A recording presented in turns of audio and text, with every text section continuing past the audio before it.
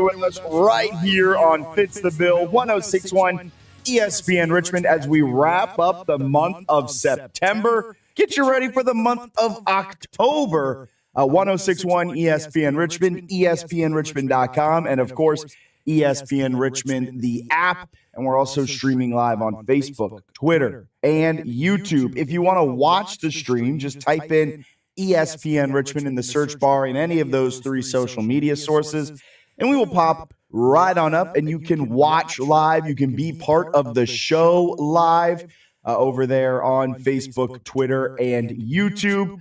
We appreciate you doing all of that. And, of course, you can be part of the show, 804-327-0888. 1,325 days ago, February 13th, 2022. Feels like a lifetime ago if you're a Cincinnati Bengals fan.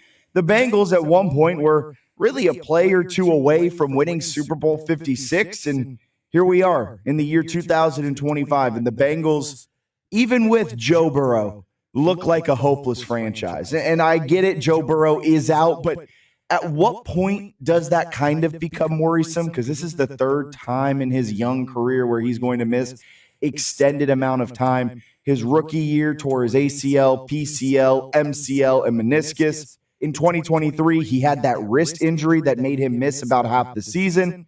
And now this year, it's looking likely that he'll be out for a large chunk of this season, if not all of the rest of the season, after playing just 2 games. But even if he was to come back this week, next week, in the next month, this team isn't set up for success. And it was so apparent last night because Joe Burrow doesn't play defense, and the Broncos ran all over Cincinnati. 186 rush yards, 4.9 yards per pop. J.K. Dobbins, he turned the clock back to 2022, ran for 101 yards. It's the first 100-yard rusher for Denver since 2022. This was a Bengals team that was 2-0 2 weeks ago. The best start under Zach Taylor.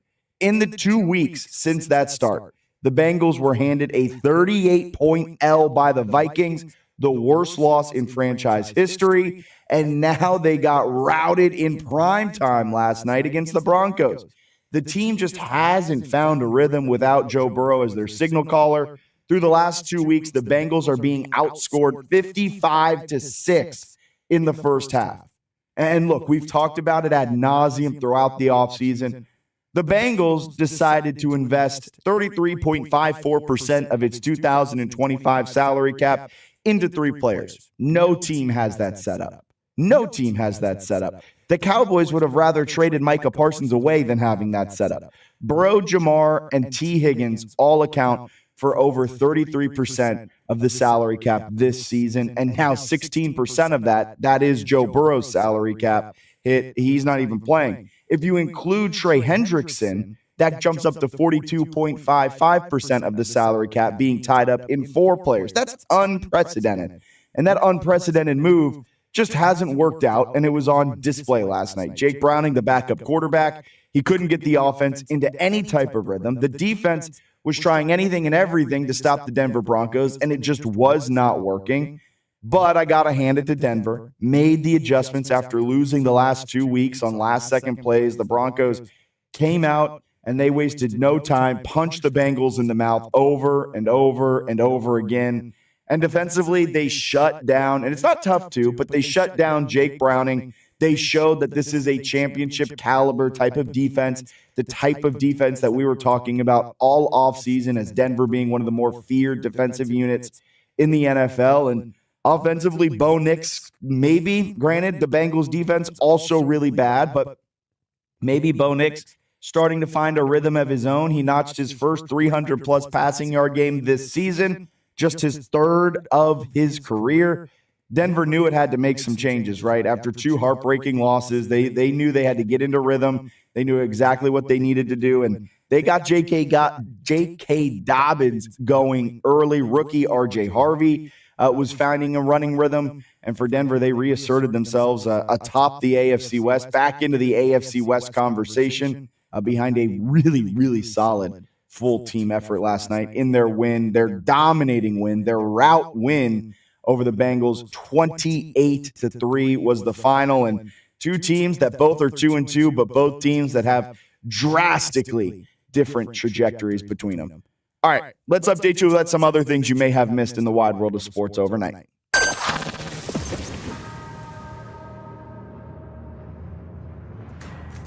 This is your Fitz the Bill morning update. Getting you caught up on some of the big stories in sports. Last night in the Dolphins' 27-21 win over the New York Jets, Tyreek Hill left the game in an air cast. According to sources, Hill tore his ACL while also dislocating his knee. Sources told ESPN's Adam Schefter on Tuesday morning that Hill also tore multiple other ligaments in his knee and will undergo surgery later today. In the Broncos' rout of the Bengals, Jamar Chase had some words about the Bengals' intensity. Quote, urgency is there, man. It's just got to want it. At the end of the day, we got to want it. Today, it didn't look like we wanted it. In Philly, head coach Nick Sirianni was asked if A.J. Brown still wants to be with the Eagles following a win where the star receiver was underutilized and took his frustration to social media. Sirianni said, quote, obviously AJ is very important to this football team. I know he wants to contribute and do the things he's capable of doing. He wants to contribute into these wins, and he's had a couple of games where he hasn't been able to for different reasons. I question nothing about his desire to play great football, his desire of being a good teammate, his desire to be here. In trade news, the Texans shipped their left tackle up north to the Cleveland Browns. The trade includes swapping late-round draft picks in 2027. Also, the Giants and John Mara announced that the team owner was diagnosed with cancer and will begin to undergo treatment. Mara said in a statement, I have recently been diagnosed with cancer and have been following the treatment plan recommended by an outstanding team of doctors. I'm feeling strong and optimistic, and I'm committed to seeing this through to a positive outcome. In college football, James Franklin said, following the loss that moved him to 4-21 all-time against top 10 opponents, that the loss to Oregon, quote, won't define the season. Paul Feinbaum, host of the Paul Feinbaum Show on the SEC Network, said he would consider leaving ESPN to run for a U.S. Senate seat in Alabama. He said he would make the decision in the next month or so. In the NBA, yesterday was NBA Media Day, and there was a ton talked about. Kawhi downplayed his no-show endorsement deal with Aspiration that has come under recent scrutiny from the media and the Pablo Torre Finds Out podcast. Jason Tatum, who suffered a serious injury in the playoffs, feels no pressure to rush back. Giannis is set on getting a second title with the Bucks or elsewhere, as he was somewhat non-committal on his future in Milwaukee. And Durant envisions signing an extension with the Rockets. In MLB, the managerial firings continue as Bruce Bochy was fired in Texas. He won the team its first World Series in 22, and he ranks as baseball's winningest active manager.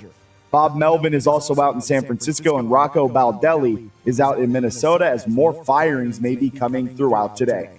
And tonight, the MLB wildcard gets going with the Tigers facing off with the Guardians. The Padres and Cubs get their three-game set going. Red Sox, Yankees add a new chapter to the rivalry, and the Reds and Dodgers get going in a best-of-3 series. All right, we've got a loaded show coming up. Lake Lewis Jr. will be joining us in studio coming up at around 8:15 or so, the host of the Lake Lewis Jr. Show on YouTube and our Raise and Hail Commanders Insider. Other than that, phone lines, text lines are open, 804-327-0888. And we've got a very special giveaway for you guys today, tomorrow, through the rest of the week. Get ready because the Green Top Outdoor Expo is back this weekend. And the best part, it's an absolutely free to attend event. 2 full days of the ultimate outdoor experience on October 4th and 5th. This Saturday and Sunday at Green Top up in Ashland. There will be things to do for the whole family, from the kids zone with the scavenger hunt to the ultimate air dogs, plus the famous truckload sale. There will be something for anyone and everyone, whether you're into hunting, fishing, boating, or just love the outdoors. There's something for you at the Green Top Expo this weekend. And here's your chance to make it even better. Be the first caller right now, 804-327-0888, and you'll win a pair of VIP tent tickets for Sunday. Shade, seating, exclusive access to take in everything in style. The event itself is free, but if you want an elevated Green Top Outdoor Expo experience, be the first caller now to win a pair of VIP tickets for Sunday. We'll be giving away a pair every morning from now through Friday. It's all happening this Saturday and Sunday at Green Top in Ashland. Bring the family, bring your friends, and remember, it's completely free to get in. Don't miss Virginia's premier outdoor event, the Green Top Outdoor Expo. Ooh, that was a lot to get through on this Tuesday morning. Alan, good morning. How are we doing? Your thoughts on the Bengals absolutely melting down. The Bengals are who we thought they were. There's no surprises there.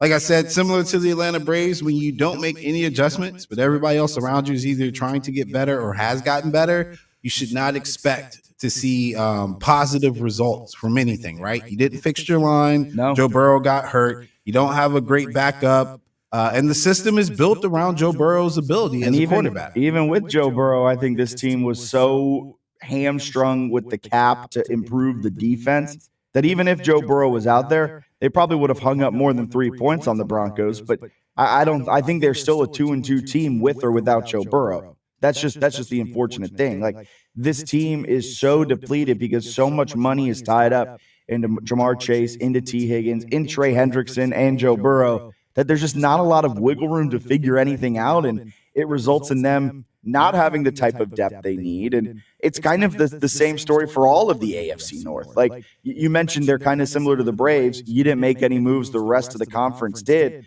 And that could be said about almost every team in the AFC North. The Bengals didn't really make a lot of moves. The Ravens did not make any moves this offseason. The Cleveland Browns, I mean, they're the Cleveland Browns. They're going to do what they do, and we're going to question it, and it's not going to work out for them. Whereas the Pittsburgh Steelers, they got better this offseason. It's a complete blind spot on my part. I'm not a fan of Aaron Rodgers. I've been very vocal about that. But the Steelers did go out and they made some wholesale changes, right? You get rid of George Pickens. You bring in DK Metcalf. That's an upgrade at the wide receiver spot. You bring in Aaron Rodgers, which is an upgrade at the quarterback spot from last season when you were Justin Fields and Russell Wilson. You made some big-time changes in the AFC North where no one else made any changes. For the Bengals, your big change was bringing in Shamar Stewart, who was a raw project type of defensive end from the NFL draft. You didn't sign him soon enough for him to get the necessary development this offseason. Trey Hendrickson doesn't become part of the team until like a week before the season starts because you refuse to negotiate with him at all. If anything, the Bengals got worse, even if they still had Joe Burrow. And then the Baltimore Ravens, what did they do? Absolutely nothing. Isaiah Likely goes down in the preseason. He's missing the first couple of games of the year. They stayed content with where they were, and teams have now lapped them. And for the Ravens, I think they are in serious danger of missing the playoffs. I mean, they sit at 1-3, which is a tough hole to dig yourself out of. They are the one plus side for them is that they are 1-0 in divisional games against the Cleveland Browns. They got that win, that 41-17 win to start the season. But man, things do not get easier for Baltimore. This is an offense that has looked completely out of sorts. Derrick Henry is barely getting used. Lamar might be a step slower than what he once was. And who do you got next? Luckily for the Ravens, you've got 3 home games coming up next. But the Texans, Rams, those are 2 tough games. And then you get a little palate cleanser at the end of that 3-game homestand with the Chicago Bears. But you got to go 3-0 in these if you want to put yourself back into the conversation in the AFC. And I can easily see this Ravens team that we are at right now, going 1-2 over their next 3. And if they do, they are well behind the 8 ball, and they are well out of any playoff conversation. It's a big stretch for the Ravens, and it's all because they made no major changes in the offseason, much like the Bengals, unlike the Steelers, who find themselves 3-1, 2-0 away, which is wildly impressive, going into a bye week and an opportunity coming out of that bye week to beat up on the Bengals and the Browns in the AFC North and start to put more of a gap between themselves and the Cincinnati Bengals. So Steelers, they made the changes, and it is showing up big time here early on in the season. All right, let's get a quick break in here. We'll step aside, be back with more Fitz the Bill on this Tuesday morning. September 30th, final day of September. The days are flying by.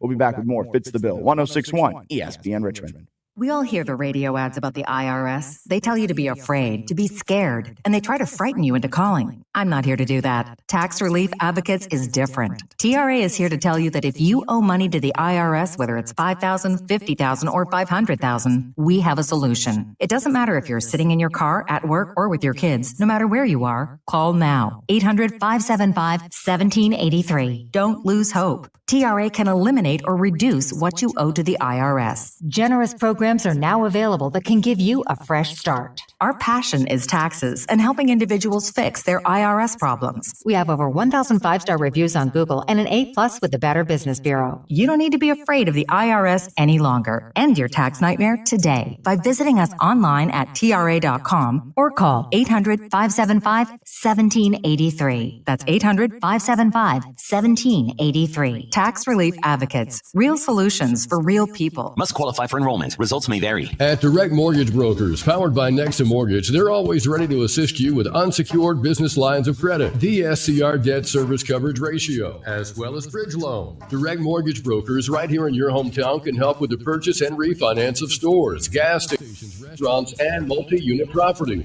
Get started now at DirectMB.com. That's DirectMB.com. If you're a local business owner or investor and need help to secure funding for your next project, log on now to DirectMB.com. This is Greg Trusinski of the Original Mattress Factory. I recently had two sets of customers who had vastly different stories. One had purchased elsewhere 3 years ago and spent $5,000, and the other had purchased from OMF 12 years ago and spent $1,000. The difference? Our customer's mattress lasted 4 times longer and cost them 5 times less. Don't waste money on overpriced, overhyped mattresses. Visit the Original Mattress Factory for unbeatable quality and value. Sleep better, longer, for less. Traffic reports 106.1 ESPN Richmond, brought to you by Herman Allen Plumbing, Heating, and Cooling. Premier Linux dealer, online at HermanAllenPlumbing.com. Are you suffering from a sports injury, chronic pain, or something that just plain hurts? Ortho Virginia can help get you on the road to recovery. As the state's largest provider of orthopedic care, Ortho Virginia's team of specialists offers surgical and non-surgical treatment options. With 12 offices conveniently located in the Richmond area, visit orthovirginia.com or call 804-915-1910 to discover why Ortho Virginia stronger starts here. We're more than a station. We're a sports community. Braves, Spiders, NFL, NBA, MLB, NASCAR, talk shows, big games, local heroes. 106.1 ESPN Richmond is where Richmond talks sports. Want your brand and mix advertised with us today? Call 804-330-5700 or email ESPNREA@SummitMediaCorp.com. ESPN traffic. On 95 due to an accident approaching Hermitage Road, causing slow-moving traffic backing up to Downtown Expressway. We're seeing heavy traffic heading north on Perry Road between September Drive and Patterson Avenue.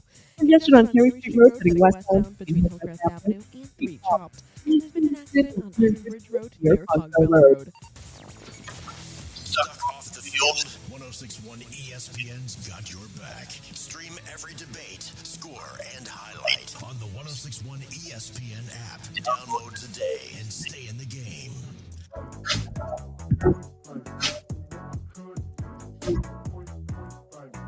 No fun fact about Tommy Richmond. What? Manassas, Virginia. Oh, really? Virginia. Yeah. Oh. I didn't went to school. I was like, fun fact, look, went to the University of Richmond. Random. Yeah, crack out makes no sense. I think he did pre-law there, too. Yeah. Cracks me up. What a choice. Maybe it's a little bit type of morning. I'll have to find something in the program. Yeah, that's a little tough. Congratulations to Kobe, won a pair of the Green Top VIP tickets on Sunday. As a reminder, the Green Top Outdoor Expo, completely free throughout the weekend, but we're giving away tickets to the exclusive VIP tent on Sunday. We're giving away a pair of tickets every single morning, and Kobe won the pair of tickets this morning. He gets shade, seating, and exclusive access to take in all the action in style, all things at the Green Top Outdoor Expo Saturday and Sunday. Kid Zone with the scavenger hunt, ultimate air dogs, plus the famous truckload sale. Don't miss Virginia's premier outdoor event, the Green Top Outdoor Expo. We also got some news coming through during the commercial break there. Richmond has been pegged the Atlantic 10 women's basketball preseason #1 team, which doesn't come necessarily as a huge shock.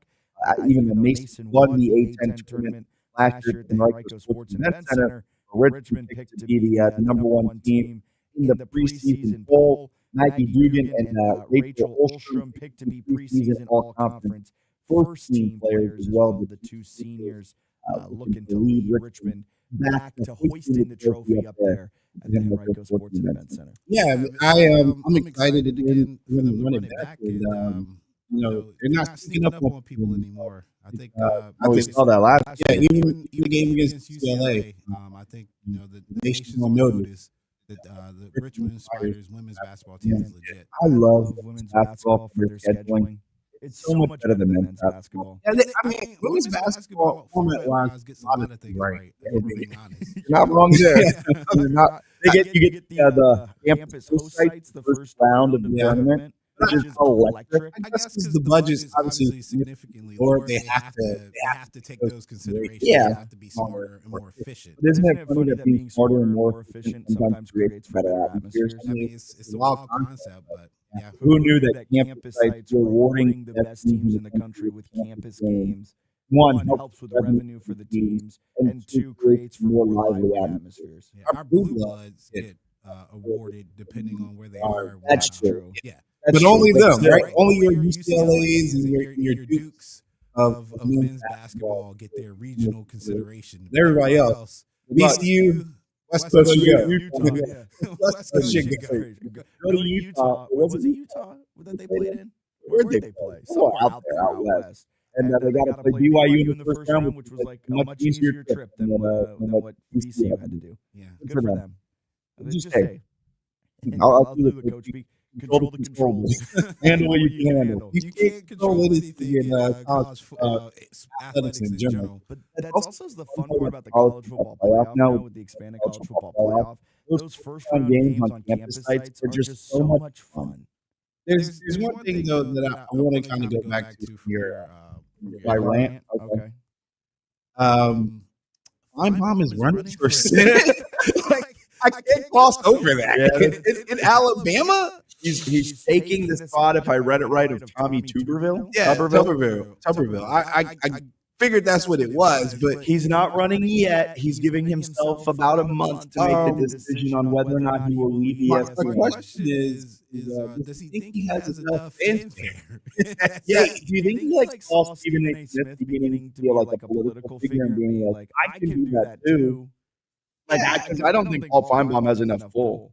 I mean, I think Legend has more pull than Paul. He's an interesting Legend is not loved by a lot of people out there. But he's an interesting guy. My thing is, though, is that our lasting image of him in Alabama was him ticking off Nick Saban. Yeah, it's that press conference. I don't think he's an Alabama resident, I believe. So he would have to run in Alabama. That's fine. But as far as the SEC goes, I think the SEC collectively loves him. But as far as the University of Alabama, I'm not sure he's a fan. Or they're fan. It is interesting too because we're here in Virginia, so we're not in the deep parts of SEC country. But it just feels like I never hear people talking about Paul Feinbaum.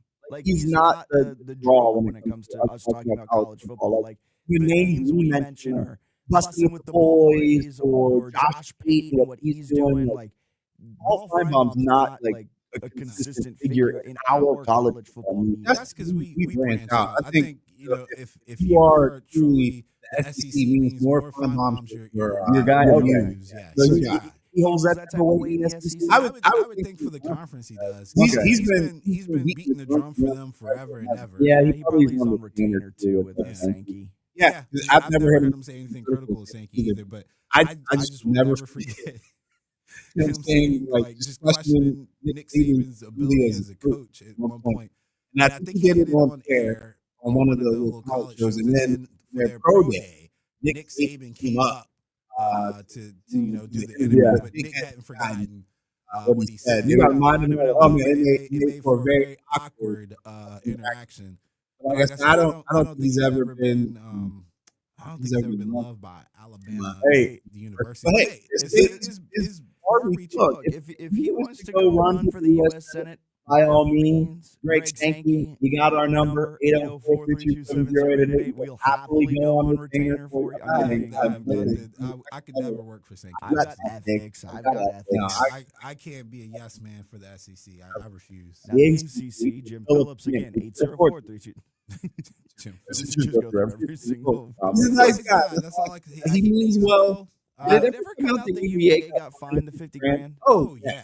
Okay. I think that's the official. Yeah, they definitely got fined. But I just didn't feel like the ACC make a statement on there or anything. Yeah, I didn't get the email blast, but I think it was one of those things where it's like, you don't have to tell you, you know what it is. Top 5 field goal of all time, top 3 field goal of all time. One of the few times I thought it was legitimately dangerous, though. Hey, you're not wrong. Yeah, I have to say I wasn't.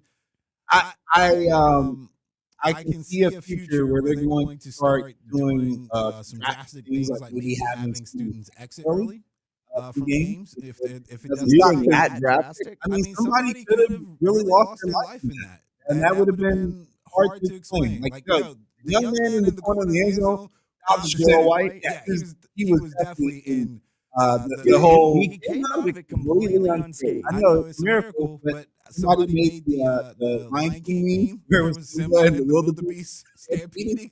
I chuckled, but like seriously, it was that to me. It was that dangerous because those people rushed out, and I mean, there's thousands, and he's almost on the ground immediately at that point. I do wonder if maybe the drastic change is like in the case of UVA, you don't go towards the student section for overtime. Like you need to go to the other end zone. Because I think a big part of why it was so dangerous was because they were going towards the hill.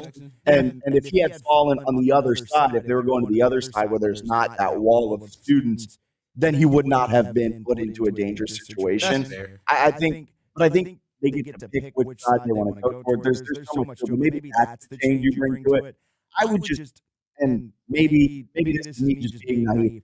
I hate to see us lose field storming. Like, I think there are some things in college sports that just make college sports fun.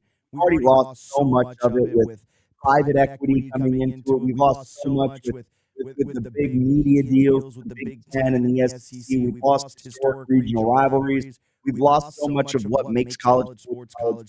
Something I would hate to lose is field storming and court storming. I get it, safety of the student athlete. I understand, but I think there are ways we can adjust it where we can continue having the storms. Yeah, I stormed courts when I was at VC. I stormed courts. I stormed the court when Jamie took on UVA. I stormed the field when Jamie won the 2016 national championship. I love it. But people are different, man. And in this day and age of social media, and everybody likes to do things to get clicks. Yeah. Something's gonna happen where it's gonna go real left, and we already saw something similar with like Caitlin Clark getting bumped. Like somebody's gonna do something to an athlete, or an athlete's gonna feel threatened, and we're gonna end up in a situation. There was that kid who then double-birded Tommy Castellanos. Yeah.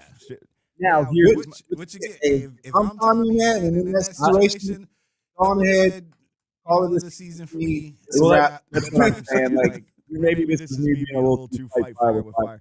In that case, I think it's totally acceptable for Tommy just to hit him with the right hook. I mean, it's a reaction that can happen. You remember crazy fans out there just trying to do it for the social media reaction, trying to put something on their Snapchat or do something crazy. That was a player. Yeah. I do think, like, yes, there are ways that I think it should be changed. I would hate to see us lose field and court stormings. Like, yeah, you're right. There was safety involved. There were things like that. I think you just have to adjust those, maybe change it, try to find ways to do it safer. But like, there is something so special with players and fans getting to celebrate historic wins together. Now, how do you do that? That's a good question. That's a question that I think conferences have to wrestle with, but I think that's something that just makes college sports so fun. All right, let's take a quick break in here. Step aside. Lake Lewis Jr. will be joining us on the other side of this break right here on 106.1 ESPN Richmond. You all hear the radio ads about the IRS. They tell you to be afraid, to be scared, and they try to frighten you into calling. I'm not here to do that. Tax Relief Advocates is different. TRA is here to tell you that if you owe money to the IRS, whether it's $5,000, $50,000, or $500,000, we have a solution. It doesn't matter if you're sitting in your car, at work, or with your kids. No matter where you are, call now. 800-575-1783. Don't lose hope. TRA can eliminate or reduce what you owe to the IRS. Generous programs are now available that can give you a fresh start. Our passion is taxes and helping individuals fix their IRS problems. We have over 1,000 five-star reviews on Google and an A+ with the Better Business Bureau. You don't need to be afraid of the IRS any longer. End your tax nightmare today by visiting us online at TRA.com or call 800-575-1783. That's 800-575-1783. Tax Relief Advocates. Real solutions for real people. Must qualify for enrollment. Results may vary. Hey, this is Jack Fitzpatrick. If you've ever been in a car accident, there's one place to call. Shilling and Esposito. I know Personally, I know their work ethic. They focus on your their client, clients and their big dog obsession with getting the most compensation for their client. Heck, They even give you their cell phone numbers. Call them today at 804-320-0950 and put their entire team to work for you. 804-320-0950. Shilling and Esposito. The 7th annual River City Tennis Open was created to support local charities benefiting local youth organizations in RVA. October 3rd through 5th at UR Tennis Facility. Online at rivercitytennisopen.com. Hey, did you miss playing their friends? I don't personally need the brightest minds in America working on AI to improve baseball games. I understand why a lot of people think that this is necessary. I understand that there are a lot of people that are saying, thank God. I think ABS leads us to a place that we don't know what it's going to look like in 15 or 20 years. That's the part that kind of scares me, as somebody for whom baseball was my first love. Clinton and Friends, weekdays from 10 to noon Eastern on ESPN Radio and on the ESPN app. Weather reports on 106.1 ESPN Richmond, brought to you by Herman Allen Plumbing, Heating, and Cooling, a premier Linux dealer. Online at HermanAllenPlumbing.com. Having Canty and Michelle on Unsportsmanlike. This is your year. If you're Buffalo. This is your year. The competition In the AFC, in terms of number of great teams, for the last time it feels like it's been, you have to take advantage of it. I'm looking around the landscape of the AFC, and every single team has major questions, with the exception of the Buffalo Bills. Unsportsmanlike. Weekday mornings starting at 6 Eastern on ESPN Radio and on ESPN 2. And Ian. I think Jacksonville is actually in a great situation if Brian Daboll seat is not hot. If the coach feels confident in his job and in his job security, then he'll feel a lot more confident allowing Jackson Dart to sit and learn because he's got the time to do that. But if Brian Daboll doesn't have the time to do that, then we're going to see Jackson Dart maybe before we should. Weeknights at 7 Eastern on ESPN Radio and on SiriusXM Channel 80. 106.1 ESPN weather. It is currently 68 degrees and cloudy with a high today of 75 and low of 66. Overcast skies to continue throughout the rest of the morning and into the afternoon. Humidity will be sitting at about 75% for most of the day. We are seeing a northwest breeze averaging at about 7 miles per hour with gusts up to 20 miles per hour. And taking a look at tomorrow, the sun will start to poke out again with a high of 73 and a low of 56. From Richmond and beyond. Virtual Border with Matt Josephs on 106.1 ESPN breaks down Virginia sports like nobody else. Opinions, zero sugarcoating. Tune in. Welcome back in Still on this Tuesday, September 30th. Welcome to Jack Fitzpatrick, Allen alongside, and we are joined out Lake Lewis, your host of Lake Lewis Jr. Show on YouTube. Our Commanders Insider, joining as he normally does in studio on these Tuesdays to try and make sense of what we saw from the weekend, and I need some help trying to make sense of what we saw on Sunday down there in the ATL. Yeah, it was rough, right? I think a lot of us are trying to make sense. They scored 27 points with a backup quarterback. Offensively, they did enough, to win the football game. But unfortunately, we've seen on the road this year shades of Green Bay last, Sunday in Atlanta. Defensively, very porous effort, and I'm thinking it's a scheme thing. So with yesterday we were talking about, we have a segment, Frank's Doghouse, where we put a coach or a player sometimes in the doghouse. This week it was defensive coordinator Joe Jr. We did throw him in the doghouse because what it seems like is the rush defense is pretty good. They're doing that well. However, it's the coverage, and that was a point that I think in the offseason we all circled. Marshawn Lattimore, he'll be back to what he used to be. Trey Amos, the rookie, will have some time. Sanders still playing in his slot corner position that is his natural spot. And they're the worst rated coverage team, according to PFF. Yeah, and it seems like everything they do goes backwards. It's almost like, when they come out of their stance, they're backpedaling. They're not press covering, and that's exactly what we thought was going to be this team's niche in the secondary, was that they were going to get up on guys and be physical. And it just seems like they're sitting back on their heels, and teams are dictating everything to them. We've heard the rhetoric over and over every Thursday when Coach Witt speaks. He seems like he knows what he wants to do and accomplish, but it's not translating. And it's not from a lack of effort. It just seems schematically they're not where they're supposed to be. If that's something that's on the players, then as a coach, you got to get them ready, or you got to sit some guys down who aren't performing. I don't think it's the players. I truly don't. I think it's the coach and the scheme. I think he's got to alter some things, meaning scale it down a little bit. Because they're thinking like robots out there, and you saw that Sunday. And it seems at times that maybe the players aren't in the best position to succeed. Like Bobby Wagner has been asked to do a lot for an old man. No offense to Bobby, but he asked me to guard Bijan Robinson, which is a young man's game in this NFL, and Bijan goes, I think, 4 catches, 100 plus yards, and I think a touchdown in there. My fantasy team, I absolutely loved it, but as a Commanders person, it was a little tough. So it feels at times that maybe guys are, square peg into a round hole type of thing. I saw a couple times Sunday. I mean, the view that we had in the press box was from the back end. So a lot of times we had, just a really good view to see everything laid out in front of us. And there were several times I saw Dorrance Armstrong dropping back into coverage. I mean, never, ever should that be happening. That's just outthinking yourself. This guy's your leading sack guy. This is a guy that you needed to get pressure on Penix. And yet at times you eliminated him from doing what he does best.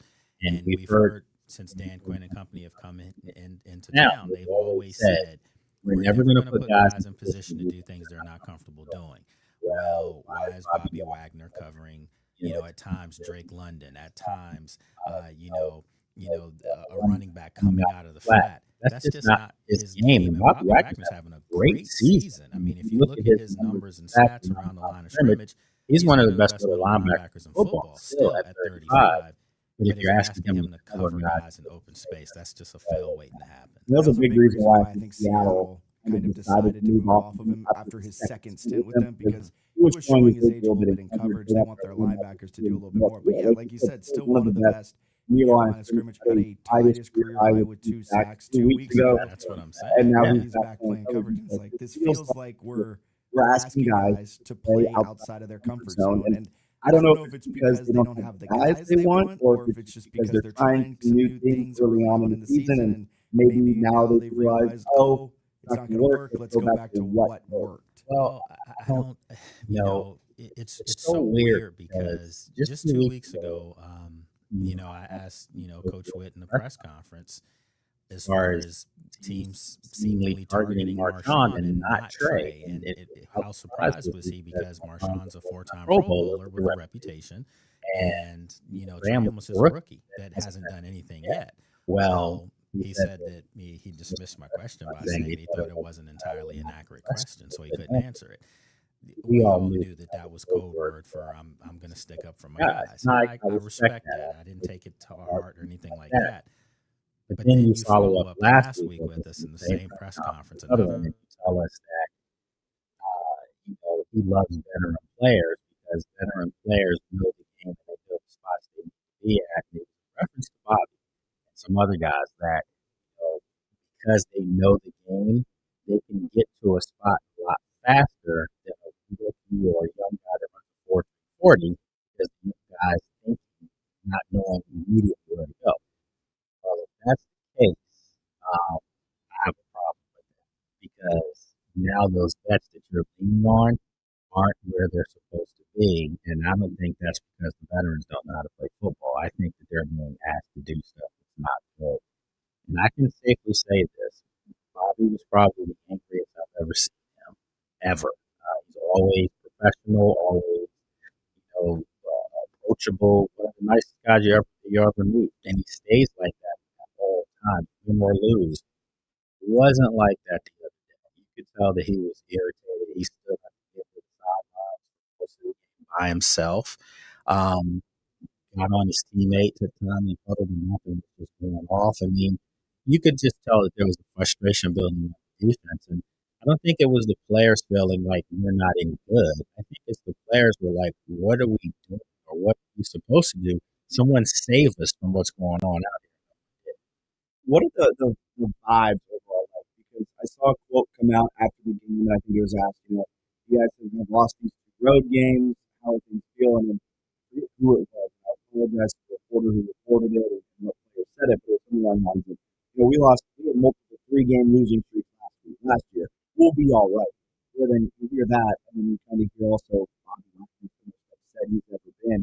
Is there kind of dooming vibes in the locker room, or are they just trying to downplay it as much as they can? Yeah, I do think that they're still a cohesive team. Don't get me wrong. There's no fighting like that. I think that sometimes fans overreact to things. I mean, they lost. They did. They lost to a team that should be. Let's be A honest. team that put up 0 points. Absolutely. And so now, this week, excuse me, it's not going to get any easier because now you're playing against a Chargers team that put up a good performance. It lost to the, I don't even want to say the lowly Giants, but they lost to not a good football team. Who started a rookie quarterback who also lost their best playmaker early in the game. 3 drives in, absolutely, first quarter. So, the Chargers going home are going to be hungry. They're wounded. Harbaugh's going to have them ready for this one. So, Washington doesn't get any breaks. And then just look ahead a little bit. The next game is against Chicago, who, by the way, has a bye this week. So they're going to have 2 weeks to get ready for that Monday game. So if you're Washington, I don't think anyone's in panic mode. There's no reason to be. The NFL, if anything, right now shows parity everywhere. Seems like everyone's 2-2. And that's where Washington is. But I think there's starting to be a little bit of rumblings as far as the defensive side. And the reason for that is because you see them dominate at times and you see them totally disappear at times. So something has to give. I think Joel, Dan Quinn, Dan Quinn, in my opinion, has to be a little bit more involved with this. He's the mover with this. I respect that he's trying to let Joel do his job. And I think Joel is capable of doing it because he does do good things. But there seems to be a disconnect as far as the communication on the field aspect. And we're 4 weeks, 5 weeks now going into the season. You can't keep using that as an excuse. Yeah. And you said they got their first turnovers. So some of the positives from the game, they finally forced their first turnover. Well, not to cut you off, but I told someone I could have probably put that last from Penix. Look, I was a little negative. With a blindfold on, we could have put that was a terrible throw. But kudos to Mike for finally getting them off the stop. I was sitting there, if they can't get the stop turned over, who are they ever going to get turned over? Yeah. So it's more so kind of get the monkey off the back. Take what Michael Penix literally did. Literally. I do want to kind of course, it feels like we've been talking about this every week now, but the injury side of things, Terry McLaurin, he's getting second opinions. I think he said it last week. When you get second opinions, that's typically not the best thing out there. Terry McLaurin out. Jaden Daniels expected to be back this week. I think so. I think that is he's going home. I mean, he's going to SoCal. We'll be out there heading out Thursday. Excited about it. He would definitely lose the luster of a long plane ride and everything that goes with that. You kind of felt that in Atlanta this Sunday night. All of the Atlanta, hip hop scene, rap scene, everybody who you knew, was there. And I'm clearly sure that they were there to see Jay Daniels, who wasn't even there. and players like that. So I heard them say that on the broadcast. They all get to stay back home. Terry stayed back. All the big stars, maybe they're out there trying to see for unfortunately in the District of Columbia or wherever. that's SoCal kid. We're talking different type of star now. But I'm pretty confident Jake.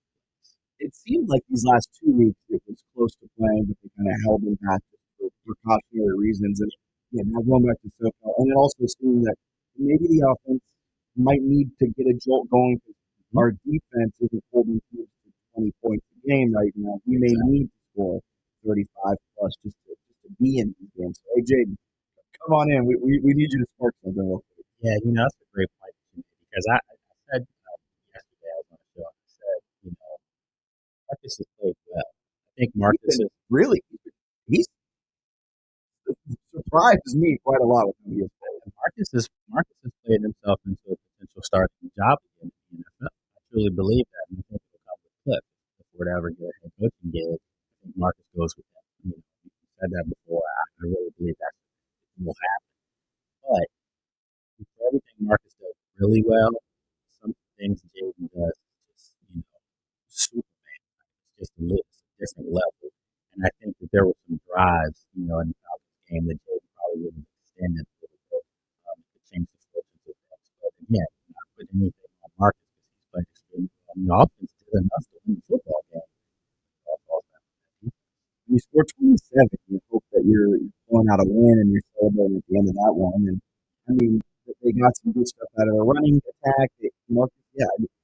Watching Marcus Mariota in that Netflix documentary, I think 2 years ago when he was playing for the Falcons, and then he just kind of left the team in the middle of the night, went back home, and nerve damage reportings, and it's like, oh, his career's done. It's been sad to just watch it end on the Netflix documentary, and resurrected it here in Washington, and has had two really solid starts. Yeah, and I think this offense is still made for him. Shades of things he did good trophy. And they didn't really have to change much in the offense, because of the fact that he's a global guy too. When Jaden gets back in there and healthy, I think you'll see it go up to another level. And the fortunate thing is, in Jaden's absence, they found some other players that are finally starting to come around. Look at definitely is starting to ascend. That's a good thing, especially with Terry spending it. We did get good information yesterday that Terry was actually training up, and hitting some marks. So perhaps can avoid surgery and actually could be out there sooner than later. How effective he'll be, that remains to be seen. They're finding other things. I will say this though, offensively, but I wish they had run the ball a little bit more because Chris had the big run and kind of went away from him. So I'd like to see that 1-2 punch between a lot more often. It's funny you say that because I was going to kind of compliment Cliff and say, since Jaden has left the game or left with the injury, he's gotten back to the run game a little bit more. Maybe 2 games ago, could have stayed with it a bit more in the end, but they have done a good job of kind of reinvigorating it because the Green Bay game, it was like, all right, here's the ball, Jaden. It was like, we're not running the ball. Good luck out there. The last two, they're like, all right, we have to run it. And you realize a really, really solid RPO game, read option game. And, but yeah, it would have been nice to see that kind of stick with it because Atlanta's defense doesn't necessarily spark fear. The Chargers really good run defense. I mean, it's superb. So it's going to be interesting. Something's got to give. Washington run on them, or is it running on Hampton to be able to run on Washington? I mean, this one's going to be tough. I'm excited for this game. Do you think this is a game where the defense can find a rhythm again? Or, I mean, against Justin Herbert in this Chargers offense, it seems like this might be a game where Washington's got to score 30 plus to just stay with it. I hope not. I really do. I just, and Coach Prince said this to us yesterday in the presser that, you want to start fast. And he actually said he's going to use a boxing analogy. He said he doesn't want, them to come out and try to fill each other out like how boxing you do the first couple of rounds before they go in. He's like, no, you have to come out and be aggressive and sort of like just start from the beginning. And you can tell how a game's going to go when you watch this team, especially defensively. If they're after it early and you get a 3 and out, or you stop a drive on the first drive, you feel pretty good. But when you see teams that aren't supposed to be marching up and down the field, getting chunk plays, explosive plays, you know it's going to be for a long day. And I think that's what you're going to have to look for against the Chargers. If they can get the Chargers on the 3 and out, or don't let them cross midfield to start the game, you'll feel a little better. But if the Chargers do what teams have been doing, because the Chargers are looking at everything. The Falcons did everything. The Packers did. They're looking at all of the above. They're going to run it, and they have superior offensive talent to any team. I'm even including Green Bay. Well, yeah, I mean, Green Bay's wide receiver core is a bunch of three. No offense to them, it's worked for them, but they're a bunch of threes where Quentin Johnston's all of a sudden had a career resurgence. He's learned how to catch the football again. Yeah. Keenan Allen is, I guess, the fountain of youth is over there in Inglewood. Lad McConkey's the forgotten guy, and he was one of the best rookie receivers a year ago. And, oh, by the way, depending on who you ask, he's better than Ashton Genty. He might not be better than Ashton Genty. So they got Justin Herbert, depending on who you ask, a top 5 quarterback in the NFL. Like, they will be without their tackles, though. So if you're Washington, it goes back to getting that pressure on Herbert. But you can make an argument clearly that Herbert might be the best quarterback they've faced so far. Jordan Love's good, but Justin Herbert's playing at a different level. Well, it's Sunday, 2 picks, but still, you know what you're going to get, and you're home. So a lot of things working. I do want to quickly go kind of around the NFL. Big storyline's Philly right now with everything that's happening with A.J. Brown. Do you see maybe a little issues percolating in Philadelphia that could give Washington an opportunity, maybe down them a couple times this season? I wish I could say yes, but I don't. I think everything that's happening in Philadelphia is being thrown out of proportion. I mean, the 4-0, the Super Bowl champs, they haven't lost in almost a year. I think what you're seeing is, to be frank, I think you're seeing a bored football team. And the only drama that they can get is amongst themselves because no one else is giving it to them. I mean, they were down, for God's sakes, 26-7, so the Rams came back and beat them. A playoff team, came back and beat them. They were bored in the first half. Negative 1 passing yards in the first half, and then 200 in the second half. All right, cool. Yeah. So if you're trying to find a vulnerability with this team, and what you have to find is that the star wide receiver is not getting the football, and that's curtains for everyone else because ultimately he will get it. And they showed you in that Rams game. When they went to him, he was unstoppable. It'll all come around. I just think that they have the type of team that is loaded in so many areas. They can beat you in so many ways. And more importantly, a lot of teams beat themselves when they play Philadelphia. So the Eagles just need to show up and they go through the motions, but at the end of the day, they're 4-0, and there's not any other teams that can say that. So, I mean, that's impressive. Buffalo, that's it. Yeah, that's a good point. I mean, they do what they need to do. They win the games. They make it a little interesting. A.J. Brown's out there tweeting about whatever he's tweeting about, but they do make it fun. They give us a lot to talk about every Monday morning. Yeah. Lake, thank you so much for taking some time. Have a safe trip out to L.A. We can't wait to catch up next week. Appreciate you. We're going to take a quick break. Be back with more Fitz the Bill on this Tuesday morning. Traffic reports on 106.1 ESPN Richmond, brought to you by Herman Allen Plumbing, Heating, and Cooling, a premier Lennox dealer. Online at HermanAllenPlumbing.com.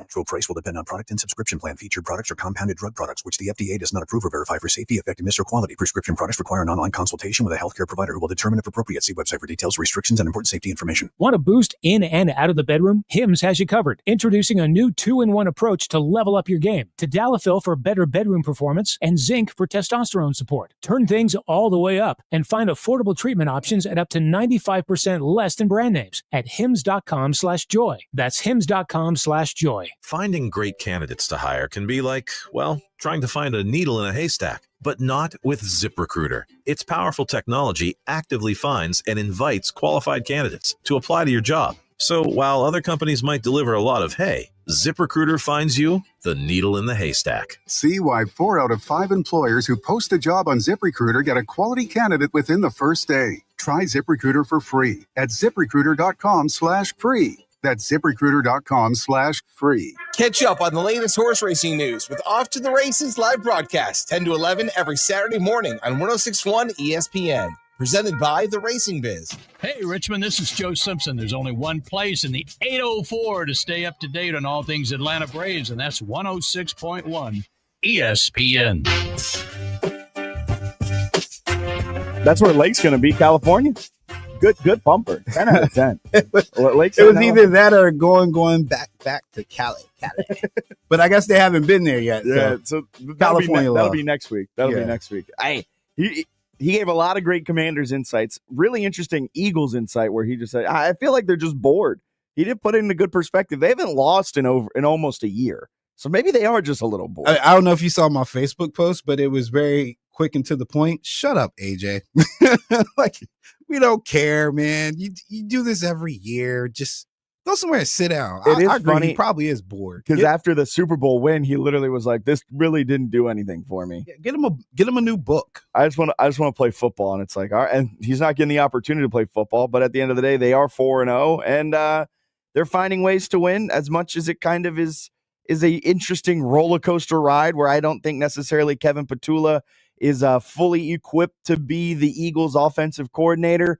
He's figuring it out, whether it's halftime adjustments or whether it's just coming out and firing on all cylinders. The Eagles might just be a bored football team. They might need to get punched in the mouth once, and then they'll wake back up. I'll say it again. The Chargers' offensive line is beyond banged up. Yeah, Chargers' offensive line in that Commanders-Chargers game is going to be an opportunity for Washington's defense to maybe get right, find a rhythm. Maybe Luvu gets a couple sacks, Wagner, and then kind of their collection of talent along the defensive line might be able to rattle Justin Herbert a little bit because Rashawn Slater's out, their other tackle's out. Joe Alt, yeah, they're.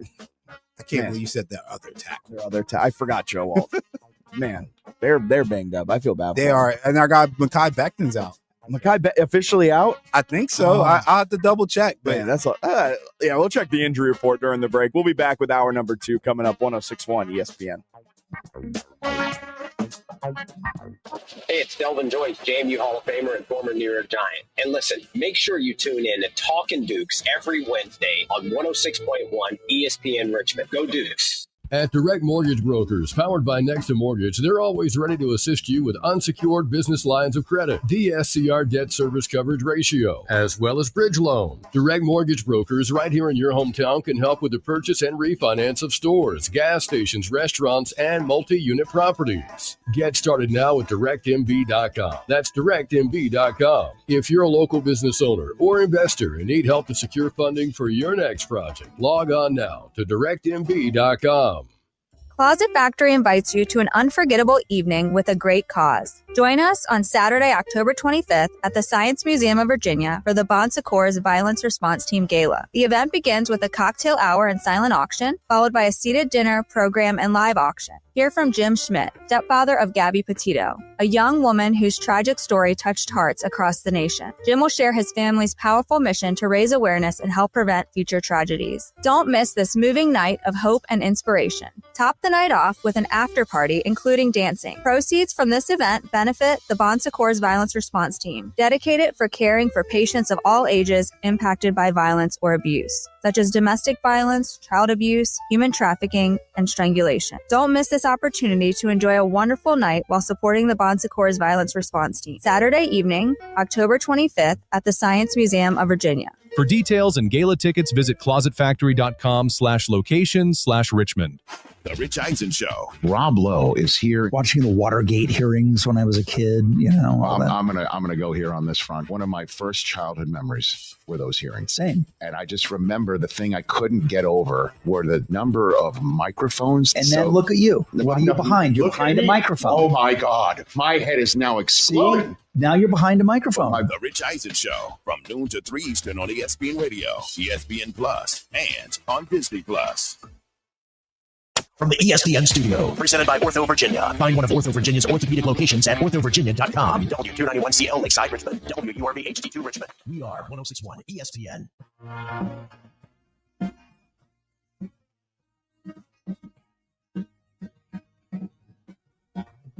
You're listening to the second hour of Fitz the Bill on 106.1 ESPN.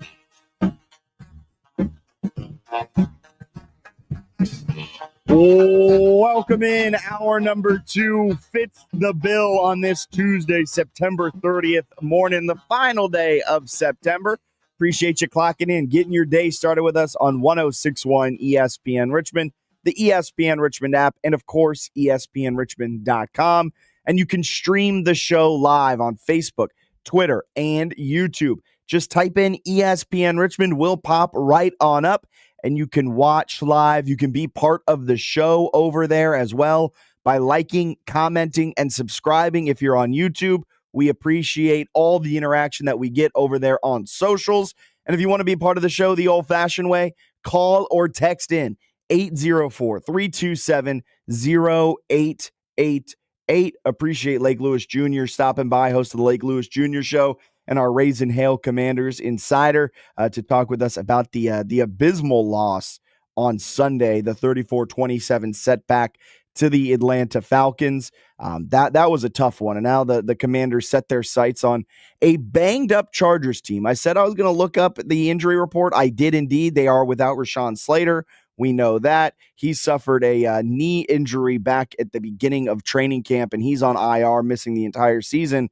And so they did a lot of switching up of their offensive line. It took Joe Alt to the left tackle spot. Mekhi Becton, he kind of was staying there at the guard spot. Their center moved around. I mean, they did a lot of moving and shaking during training camp with this offensive line, and it was all for naught because, Allen, they are still super duper banged up. Joe Alt is doubtful for this game. Mekhi Becton currently listed as out. So you've got 3 of your assumed, when you started training camp, 3 of your assumed 5 starters on the offensive line won't be playing in this game. And these are 3 all pros. Like, it's not like 3 just guys. These are elite players at their respective positions. I've said this before. I hadn't brought it back up in a while because Harbaugh was out in college, and I don't know, maybe the bodies just hold up better. But he grinds teams down. That was our thing in San Francisco when he was there. Again, obviously phenomenal coach, but I don't know if it's just the way he practices them or what, but bodies break down on him often. The Chargers have had a history of, nagging injuries with Keenan Allen and some other guys. But his offensive line getting banged up like this is really bad because Justin Herbert is going to be taking more hits. They're probably going to be using him more in the ground game. I think this is one of those things where the Chargers season might be defined, unfortunately, by the fact that their offensive line won't get healthy. Feels like it's just a consistent thing with LA. Yeah, it's a matter of time, man, especially how they play. I just don't understand it too, because it just feels like every year they have a huge injury that impacts them, and it just makes no sense. So they're without Joe Alt, who has played coming into this week, so throughout the first 4 weeks of the season, 219 snaps. They'll still have Trey Pipkins III, Bradley Bozeman, and Zion Johnson, who've all played 250 snaps or more. But you're losing Mekhi Becton. He's out. You're going to be without Joe Alt. It's going to be a lot to try and overcome in this game. And you saw them have a drastic drop-off. You've seen them have a drastic drop-off week over week when it comes to pass blocking. Their best pass blocking performance came against the Raiders. Since then, it has just slowly gotten worse, culminating in a horrible 27.5 pass blocking grade, according to PFF. So there is an opportunity for them to find a rhythm, to find, and by them, I mean the Washington Commanders, to try and get this pass rush going, which it feels like hasn't been fully there, specifically in their losses at times this season. The positive here for the Chargers, though, is that Justin Herbert's probably at his best when he's on the move and throwing. So if he has to move to buy time or something like that, he's highly accurate, like running left or right and making them throws. You saw that throw against the Broncos, man, when he basically did a sidearm through underneath somebody's arm and still got the pass to Keenan Allen for a touchdown. Like he can make those kind of plays consistently. I think if you're the Commanders, you got to confuse them a little bit. You got to take some chances, and you probably have to play a lot more man-to-man than you want because Amari Hampton's got great vision. So if the guys can at least get a body in front of somebody, and there's a hole there, he'll find it because he's been having a pretty decent year too for a rookie, I think, so far. Oh, Marion Hampton? Yeah. Yeah, I was gonna say you turned yourself off. I did. I had a cough and then I forgot. I was extra hyped. Remember, I was saying I wanted him on my draft board. I wanted him over Genty, just because I thought Genty was getting drafted too high. But obviously, his situation is a whole lot better. Well, not anymore. well, even with I would still take this makeshift Chargers line over what I saw with the Raiders. Not only last week, but in person when they played the Commanders. It was awful. That's true. That is very true. You're mentioning Justin Herbert under pressure, things of that sort, and how when he's on the move, it's sometimes at his best. The Commanders do have to be careful because Justin Herbert's the 5th best quarterback according to PFF when pressured. I got good eyes. The eye test told me that. I didn't know anything about the stats. So, well, I guess I should say among quarterbacks who have taken the majority of their team snaps this season, he is a top 5 quarterback under pressure. He has been very good under pressure this season. He's dangerous, man. He is very dangerous. You know who else is dangerous? Who? The cart that had to take off Tyreek Hill last night. Man, what a tough break for Miami. What an absolutely tough break for them. Can I air a grievance too? Hit me. The fact that these guys were sliding the way they were sliding, there wasn't good traction on that field from the jump. Yeah, like from warmups. That's concerning to me. Well, right? look at that. I mean, we're watching the highlights now and Get Up. That turf looks rough. Yeah, and they apparently grass. I think it was like new grass or turf or whatever they laid down. I think the surface was new. So it was slick, I guess. I don't know, but it didn't look good. Even on the broadcast, they were saying, "Well, guys are going to just have to find their traction or find their grip." And the NFL makes too much money for this to be a consistent thing. It's like the Super Bowl. The Super Bowl, that was the Eagles-Chiefs one, the first one they did in 23, was it? What? Why was there so much slippage in that game? Yeah. I remember be better. The Niners, it took them 2 years to get Levi Stadium surface, right?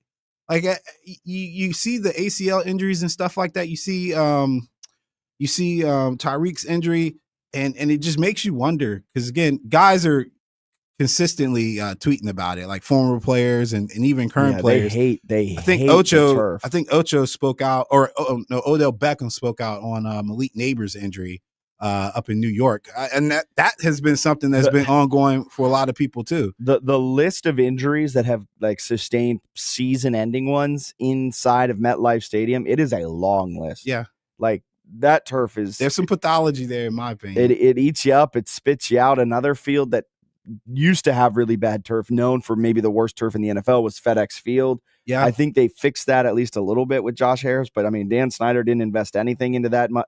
And when I say turf with that's grass. I guess I should be differentiating it here. MetLife is turf, artificial turf, whereas FedEx Field is grass. But if you don't take care of the grass, it could arguably be worse than turf. Yeah, but turf just more consistently creates those injuries. But Tyreek Hill went down last night, tore his ACL, dislocated his knee, had some other ligament damage as well. He'll undergo surgery today, and Tyreek Hill will miss the remainder of the season. Shocking. And it comes right on the heels of the 27-21 win. First win of the season for Miami. Second win of the season, excuse me. No, first win of the season. I was reading their schedule wrong. First win of the season for Miami, where it looked like maybe they were starting to find a rhythm. I don't know if it was because their offense was going up against the hapless Jets defense, but I mean, Mike McDaniel. What was my guy Wilkes doing, man? That was a rough defense. Look, I understand the NFL is complex, but you should know what you're facing in McDaniels because you coached under Kyle Shanahan. Like the systems are similar. The way they attack people is similar. And for Tyreek Hill to have so much space to operate less, he was killing them. Everyone had so much space to operate. Yeah, I was so confused. It was averaging 5 yards a pop. He had a touchdown. Tyreek Hill, before he got hurt, 6 catches, 67 yards. Darren Waller had 3 catches. 2 of them were for touchdowns. Like, yeah, you couldn't do nothing with him in the red zone.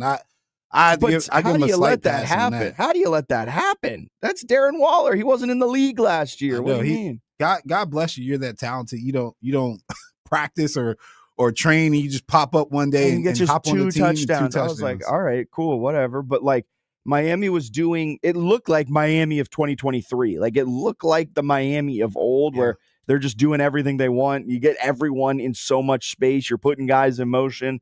And then Tyreek Hill blows out his knee, and it looks like whatever minuscule slice of hope that Miami may have had coming out of that game was lost because Tyreek Hill is now lost for the season, and he is the offense for Miami. Everything starts and ends with Tyreek Hill. If he's going, then that opens up the running attack. If he's not going, Devon Achane can't get anything going. So that's a pretty big bummer for Miami. Blow it up, tank, trade Waddle to San Francisco. Stop that. I'm still asking. 27-21 win. New York, though. The Jets. Yeah. Jets just end the season. Just end it, man. I don't that know. Defense performance was, utterly horrible. I think that's scheme and game plan, honestly. I just refuse to believe that they don't have the talent enough to. Well, they've got a good. This is the same defense that to start last year under Robert Saleh was one of the top, I think, 5 defenses in the National Football League. Yeah, and you're telling me that essentially same exact roster isn't able to do the same thing. You still have Quinnen Williams. Will McDonald has looked like a good edge rusher. You still have Sauce Gardner. You still have those types of guys on your defense, and they are getting slashed and gashed and can't stop the Miami Dolphins, a team that has been stopped by literally everyone, including the Colts, Patriots, and Bills. And the Jets did not put any resistance up. It was rough. Are Bengals on the verge of imploding? Well, yeah. Oh, is that a question? Yeah, I don't get it. I don't get it. We could rehash our conversation from the first hour on the Bengals. It's all good, man. We don't have to spend a lot of time on losing teams. The Bengals are on the verge of imploding. The Bengals have imploded. Right? They imploded this offseason. Remember the Adam Schefter thing when he was like, this game was lost in the offseason? I think that was a viral thing going around a week or so ago after I forget who he was talking. Oh, the tush push when the Eagles won the game on the 7 tush pushes, and he goes, this game was won in the offseason when they let the tush push continue being a thing. Let me tell you that's not true. However, the Bengals have lost this season in the offseason. Also, you got to be careful, man. They got a tush push reverse now. It's very dangerous, very sneaky. I like it. Look, they need anything they can get because this Eagles offense makes me so upset. It's very, very strange. Lake came on. Lake was fantastic. If you missed our conversation with Lake Lewis Jr., host of the Lake Lewis Jr. Show, you can find it espnrichmond.com/podcast.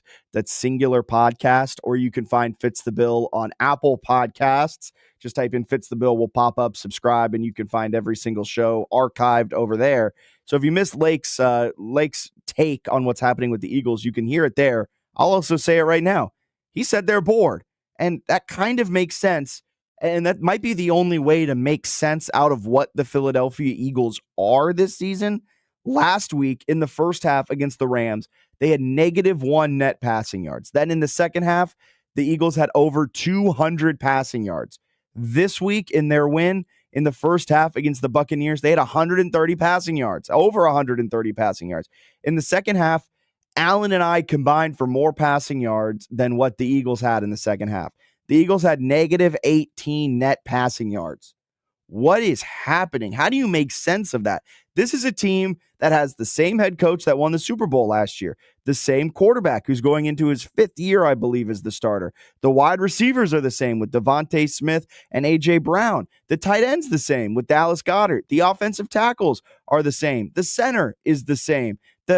Everything is the same. Except for right guard. Except for right guard, they let Mekhi Becton go. But everything else essentially the same. Essentially hit copy and paste going into 2025. And the offensive coordinator, I get he is new to this whole thing. However, he's been in a senior role since Sirianni was hired in 2021. And you know what else is a little bit alarming? The Bucs were exploiting some of these coverage matchups too. The Bucs were exploiting some stuff. The Rams have exploited some stuff. I think Lake said they're bored. I get that, but if you play bored long enough, you can have the implosion of 2023. Like that implosion is not off of the table. If you continue to play bored, then things can go from this to horrible in an instant, in a drop of a hat. Yeah, I think everybody keeps our guy called in yesterday, God, why am I drawing a blank on his name? But Ravens Rob? No, not Raven Rob. We had a call yesterday on Leaf. There you go. Lord, that's awful. Leaf calls regularly. Sorry, Leaf. Yeah, I know. Sorry, Leaf. That's on Allen. I know. But Keep calling into me. Leaf called in and brought it up too. He said it was shades of the year that they imploded. Yeah, they're always going to have that ghost in the background. Well, I'll wait and see. They need a stretch where they actually lose games or something like that before I start getting concerned. But if I recall, I think that implosion happened after the bye and occurred either late November or early December. They started 10-1. I think they had a bye week, and then they lost the remaining 4 games of the season, and then got blown out by the Buccaneers in the playoffs. Yeah, so I'll wait and see. But like I said, part of me is just kind of like, yeah, they probably are bored, considering that they're complaining, or AJ's complaining, not they. AJ's complaining, and apparently that tweet was in reference to somebody internal, an internal staffer, yeah, something internal like that. staffer. Like who can control whether or not you're happy to be there and whatnot? Are you talking to the general manager? Are you talking to the coach? Yeah, or the coach? Yeah, exactly. Or the offensive court. Like we can narrow that down. I just threw my pen. It's all right. We can narrow that down in a hurry, and like it doesn't get easier for. I say that, then I look at their schedule after this week. After the Broncos, where it doesn't get easier, that's a home game against Denver. Denver's defense might be kind of trying to ride that momentum they had from last night's win over the Bengals. Then after that, it gets a little easy. At Giants, at Vikings. Vikings still maybe with Carson Wentz. Maybe Carson Wentz revenge game.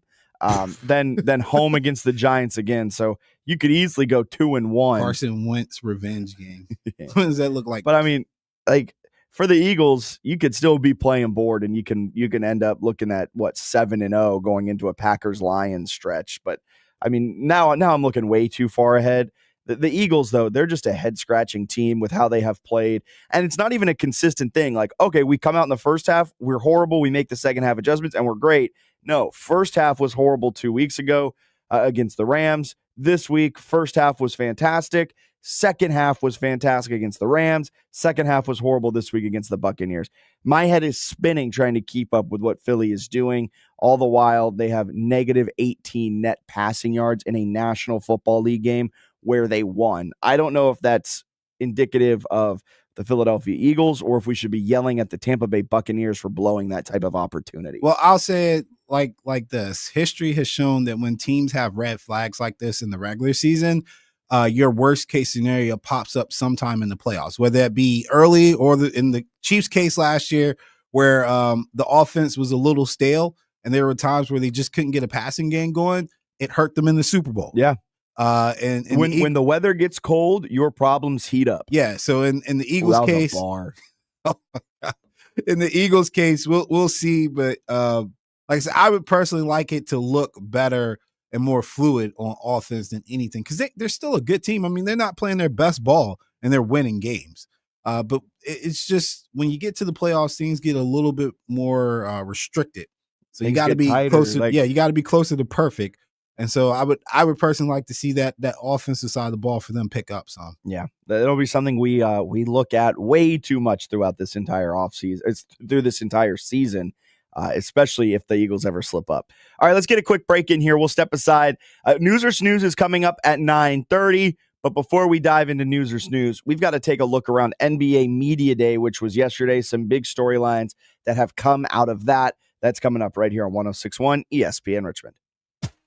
Hey, this is Jack Fitzpatrick. If you've ever been in a car accident, there's one place to call: Schilling and Esposito. I know them personally. I know their work ethic. They focus on their clients and their big dog obsession with getting the most compensation for their client. Heck, they even give you their cell phone numbers. Call them today at 804-320-0950 and put their entire team to work for you. 804-320-0950. Schilling and Esposito. We all hear the radio ads about the IRS. They tell you to be afraid, to be scared, and they try to frighten you into calling. I'm not here to do that. Tax Relief Advocates is different. TRA is here to tell you that if you owe money to the IRS, whether it's $5,000, $50,000, or $500,000, we have a solution. It doesn't matter if you're sitting in your car, at work, or with your kids. No matter where you are, call now. 800-575-1783. Don't lose hope. TRA can eliminate or reduce what you owe to the IRS. Generous programs are now available that can give you a fresh start. Our passion is taxes and helping individuals fix their IRS problems. We have over 1,000 5-star reviews on Google and an A+ with the Better Business Bureau. You don't need to be afraid of the IRS any longer. End your tax nightmare today by visiting us online at TRA.com or call 800-575-1783. That's 800-575-1783. Tax Relief Advocates. Real solutions for real people. Must qualify for enrollment. Results may vary. World Class Courts is proud to be a featured sponsor of the 2025 River City Tennis Open, October 3rd to 5th at the University of Richmond West Hampton Courts. We specialize in providing everything you need for any type of tennis court, whether it's clay, hard, or hybrid surfaces. As a manufacturer and supplier, World Class Courts offers surfaces and equipment for every kind of tennis court. We invite you to come and see our recent resurfacing work at the University of Richmond. For more information, visit us online at worldclasscourts.com. Wrap up your workday with Matt Josephs and Bob Black from 3 until 6 p.m. Live interviews, breaking news, and real talk about Richmond sports. Your business can be part of the conversation. Own the afternoon on 106.1 ESPN Richmond, where Richmond talks sports. Call 804-330-5700 or email espnrva@summitmediacorp.com. Hey, did you miss Clinton and friends? I think things are a little bit more urgent in Cincy after that game. That offense did not look like they had any semblance of what they could have been with a Burrow at the helm. People were talking major stuff last week about Brown. A lot of people. You would have thought this guy was a starter in the league for 10 years. I mean, we need at least one of those callers to call back and apologize. Clinton and Friends, weekdays from 10 to noon Eastern on ESPN Radio and on the ESPN app. Border to Border with Matt Josephs on 106.1 ESPN. Your daily 3 to 4 p.m. pit stop for unfiltered sports takes, statewide debate, and no-holds-barred analysis. Richmond's game, Matt's lane. Don't miss it.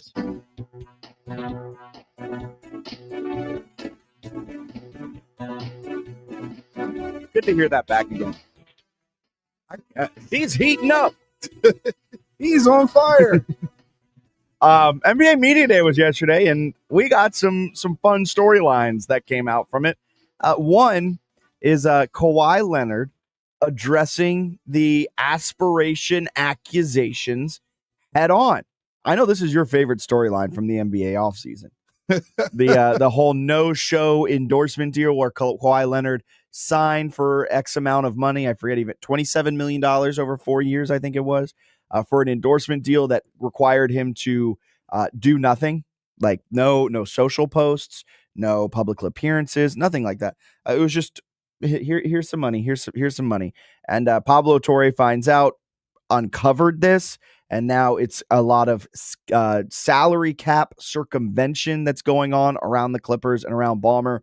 And I think a lot of the media was shocked yesterday that Kawhi Leonard was allowed to talk, that with everything going on about this, Kawhi Leonard was allowed to talk at media day. The Clippers allowed him to field questions, and as you would expect, a lot of the questions were around whether or not he knew about it, whether or not it's real, blah, blah, blah, blah, blah. He answered them in the most Kawhi ways possible, and we'll talk about it more in News or Snooze, but Kawhi Leonard faced the accusations head on, which good for him. The second great kind of takeaway from NBA Media Day, LeBron James. LeBron James is non-committal on his future. He said, quote, because his other son, Bryce, is draft eligible after this season. And so LeBron said, quote, I'm not waiting on Bryce. How do you think Bryce must feel with that? He waited on Bronny. He waited on Bronny, but for Bryce, he says, I'm not waiting on Bryce. I don't know his timeline. Bryce is probably thankful because, God, who wants to be Bronny? Like, that's true. A lot of talk around Bronny at all times. Poor Bronny's whole career is going to be defined by the fact that people think his dad got him in the league. Dad. Yeah. You know what's funny? Bruce, no, I won't go down that path. But hey, he's a Nepo baby, and if I was LeBron James, I too would have forced my way. 99.9% of fathers would have done that for their kids. Yes, 100%. The 0.01% is my dad. But it's fine. Like I don't have any issue with it. I mean, the Lakers are the ones who allowed it to happen, and then Bronny's at least G League able. So it is what it is. It's not like he's he might have been taking a roster spot, but he wasn't taking anybody's actual minutes. No, not at all. LeBron also said, however the journey lays out this year, I'm super invested. I don't know when the end is, but I know it's a lot sooner rather than later. Oh, it's definitely sooner because I didn't even think LeBron was the main storyline coming out of NBA. No, I think it's with the Lakers, you mean? No, just in general, out of the whole media day thing. I thought it was that Joker was committed to the Nuggets because there was rumors that he might want to be traded. And then obviously Giannis, to be outdone. That's the next one that's coming in because Giannis, as Joker, committed himself to Denver. Giannis did the exact opposite, where someone asked him, is there truth to the report that you were trying to find your way out of Milwaukee? And Giannis said, quote, every summer there's truth to every report. The same thing I've been saying my whole career. I want to be on a team that allows me and gives me a chance to win a championship and wants to compete at a high level. I think it's a disservice to basketball, to the game, to not want to compete at a high level, to want your season to end in April. It's pretty much the same. I had the same thoughts last year. I had the same thoughts 2 years ago. I had the same thoughts 5 years ago. It's never going to change. I want to be among the best. I want to compete with the best, and I want to win another championship. That's it. Man, Giannis is leaving Milwaukee this season. I mean, Giannis should have left Milwaukee. Milwaukee's not doing anything to help him out. Milwaukee has arguably gotten worse this offseason. Yeah. They made a couple of moves, but none of them really moved the needle all that much. And I think it's going to result in Giannis getting his way out of Milwaukee and trying to win another championship. Maybe it's with the Lakers and Luka. Maybe it's another Eastern Conference team because the Eastern Conference is much easier to win than the Western Conference. But while Joker is out here saying I'm committed to Denver and reasserting his commitment to the team, Giannis is out here essentially saying, yeah, I like Milwaukee, but I want to go to where I can win a championship and whoever's going to give me that best opportunity. And if that's the case, that's not Milwaukee, and it won't be Milwaukee for quite some time. And the timeline of the Milwaukee Bucks does not properly align with the timeline of Giannis Antetokounmpo. That just is just the way the cookie crumbles. Yeah, no, it's really newsworthy for the NBA because once LeBron leaves, you gotta assume Curry's not too far behind. There's a window for a superstar to take over, somebody to take over. And again, I don't see it in Ant. I don't see it in any of the younger generation. Hey, I'm not an Ant hater. Ant talked with MJ this offseason, man. He's ready to go. Yeah, and Cooper Flagg shook hands with him at the Ryder Cup and sat next to him. I love those storylines. That's good for 5 wins. Where like Ant's like, I talked with MJ. All right, cool. Like, did he help you with your jump shot? Did he? Okay, cool, man. I mean, I love Jordan obviously, but I don't think Jordan can win championships when he's got some of these guys on that Timberwolves team jacking up shots. Man. They got to improve their roster for Ant to ascend because like the collective teams that he's going against, like last year, it was a gauntlet. If he could have gotten through that, it would have been crazy. But each week got progressively harder for him in the Timberwolves. And so I just think that somebody's got to take the reins. That's going to be the storyline for the NBA this year, I think. Is like, who's going to take the reins? Did you see Zion? Maybe Zion takes the reins. He's shedded, he's definitely on that Ozempic. He looks slimmer. We'll see. He is tiny now. It's weird. I'm very excited to see what he checks in weight-wise because he has definitely dropped at least his 75. game was literally built around him being a wide body power forward. Yeah, but his knees couldn't withstand that. Yeah, his hamstrings, not even his knees. His Nikes. I think it was nothing could withstand that. He didn't work out, man. Well, yeah, he relied. I've had this take. I don't know if I've said this take on air before, but I believe that the better of an athlete you are at a younger age, the worse player you become. So, like Zion was always this otherworldly athlete. Like he was always bigger, faster, stronger than everyone else. So for the longest time, through high school, through things like that, even at Duke, he never had to work on his game. Because he was just bigger, faster, stronger than everyone. So he could get to the rim. He can just attack, drive downhill. And there was really just one dimension to his game. And I think it kind of goes with football players as well. But it's more so apparent in basketball players where you don't really develop much to your game. So the older you get, you aren't able to rely on a jump shot you maybe developed or a 3-point game or maybe some more fancy, ball handling skills, things of that sort. I think the better athlete you are at a younger age, the worse you are later on in your life? I would say it's really a mentality thing.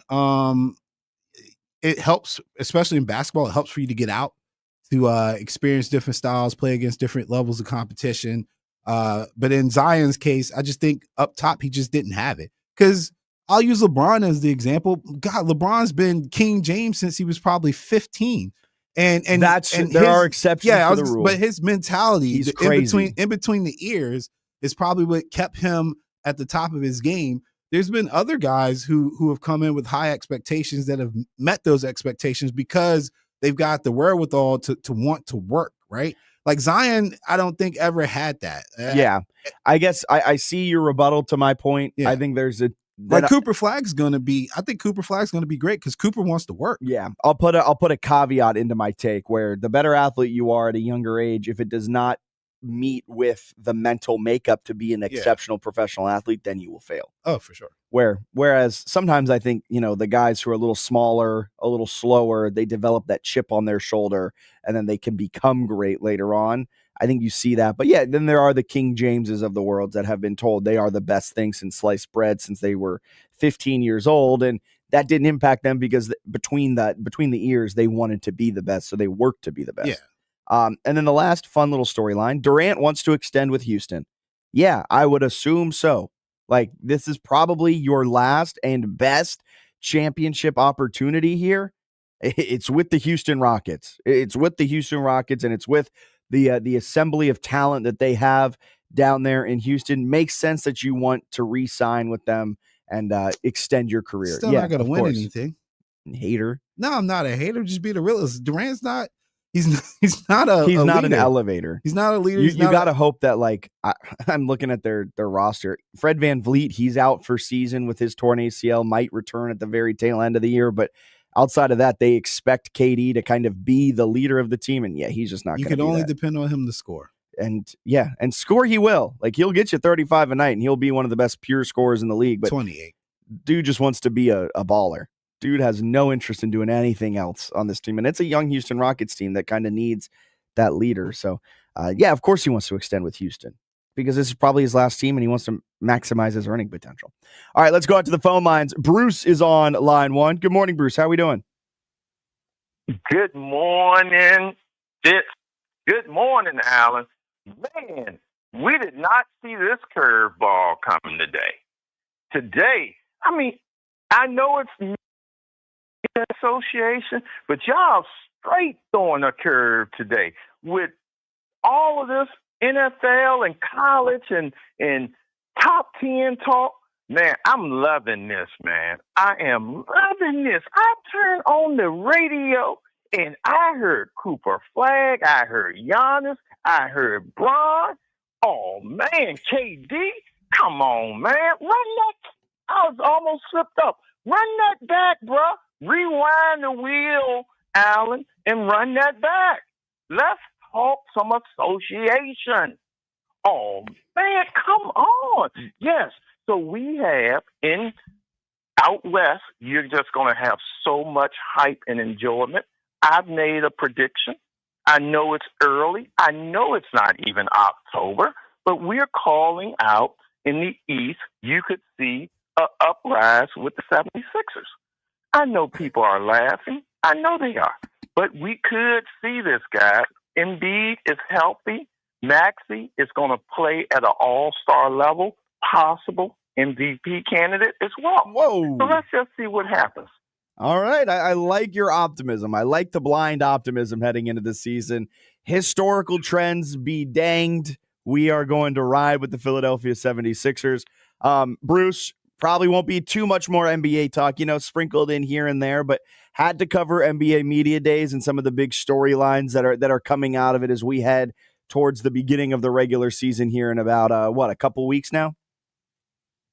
In I think October 19th, Peacock jumps games. So let's see. I mean, transition, you're going to hear a lot of the 90s NBA theme music. So get ready, guys. I mean, they're banking. They've thrown all chips in on NBC and Peacock and Amazon Prime, all of this stuff, making NBA much more popular. Hey, guys, and I'll leave y'all with this. Let's catch up this week about that email or the text I sent you as well. Perfect. Will do, Bruce. Have a wonderful rest of your Tuesday. NBA season is nearly here. Have a great rest of your Tuesday. Thanks, guys. There goes Bruce. I knew Bruce was. I was sending out the Bruce bat signal when we were talking NBA. I was like, I know it's a matter of time before we get this call from Bruce. We do the NBA for Bruce, but also you got to do the NBA because the NBA media day was yesterday, and we're about a couple weeks away from the start of the 2025-26 NBA regular season. Yeah, NBA always sneaks up on you. It does. Just like college basketball. Like for some reason, it sneaks up on me, and I'm like, oh, it is college basketball season. So. Yeah, like ACC media days is next week, the week after that, and it's like, oh, we already feel like we were just at ACC football media days, and now we're at ACC basketball media days because that season is starting up at the end of October, beginning of November. I'll be down there. We will be down there. You will be down there, and we're trying to coordinate some interviews and things of that sort, and we'll tag team it from up here in Richmond. And you're down there in Charlotte. Yeah, the ACC should be an exciting time for basketball, and I look forward to talking to Coach Odom to see where he's at. You know, it's my huh? Yeah, it's my little flex there. I'm not mad. It's fine. I understand. Business is business. Hey, both sides came out of that. No hard. I swear, I'm not that kind of fan. No hard feelings at all. Man. Yeah, neither am I. Hey, go get your money. Yeah, go get your money. I totally understand. All right, let's get a quick break in here. Step aside. Be back with some news or snooze on this Tuesday edition of Fitz the Bill. Wes Atia and Joyner Fine Properties presents the River City Tennis Open October 3rd through 5th at the University of Richmond Westham facility. For more information, visit rivercitytennisopen.com. We all hear the radio ads about the IRS. They tell you to be afraid, to be scared, and they try to frighten you into calling. I'm not here to do that. Tax Relief Advocates is different. TRA is here to tell you that if you owe money to the IRS, whether it's $5,000, $50,000, or $500,000, we have a solution. It doesn't matter if you're sitting in your car, at work, or with your kids. No matter where you are, call now. 800-575-1783. Don't lose hope. TRA can eliminate or reduce what you owe to the IRS. Generous programs are now available that can give you a fresh start. Our passion is taxes and helping individuals fix their IRS problems. We have over 1,000 5-star reviews on Google and an A+ with the Better Business Bureau. You don't need to be afraid of the IRS any longer. End your tax nightmare today by visiting us online at TRA.com or call 800-575-1783. That's 800-575-1783. Tax Relief Advocates. Real solutions for real people. Must qualify for enrollment. Results may vary. Are you suffering from a sports injury, chronic pain, or something that just plain hurts? Ortho Virginia can help get you on the road to recovery. As the state's largest provider of orthopedic care, Ortho Virginia's team of specialists offers surgical and non-surgical treatment options. With 12 offices conveniently located in the Richmond area, visit orthovirginia.com or call 804-915-1910 to discover why at Ortho Virginia, stronger starts here. Horse racing is back, and it's time to get ready for another Triple Crown season. Get the latest from the industry every Saturday morning from 10 to 11 with Off to the Races on 106. Presented by The Racing Biz. Nick Hahn and Frank Vespi bring you their insight and knowledge, talking with the people making the headlines, including jockeys, trainers, and owners. Plus, get the expert picks each week, including a visit by Derby Bill Watson. It's Off to the Races each Saturday morning at 10 on 106.1 ESPN, streaming live on the iHeartRadio app. Closet Factory proudly invites you to an unforgettable evening in support of the Bon Secours Violence Response Team. On October 25th at the Science Museum of Virginia, hear from Jim Schmidt, stepfather of Gabby Petito, a young woman whose tragic story touched hearts across the nation. Jim will share his family's powerful mission to raise awareness and help prevent future tragedies. Don't miss this moving night of hope and inspiration. For details and gala tickets, visit closetfactory.com/location/Richmond. Jack Fitzpatrick brings energy and insight to Richmond mornings. From high school to college and the pros, he's got the city covered. Sponsor mornings on 106.1 ESPN Richmond. It's where the day begins and your brand gets noticed. Call 804-330-5700 or email espnrva@summitmediacorp.com. 106.1 ESPN Richmond, where Richmond talks sports. News or snooze? I had to make sure my mic was on. News or snooze? Got a mixed bag today.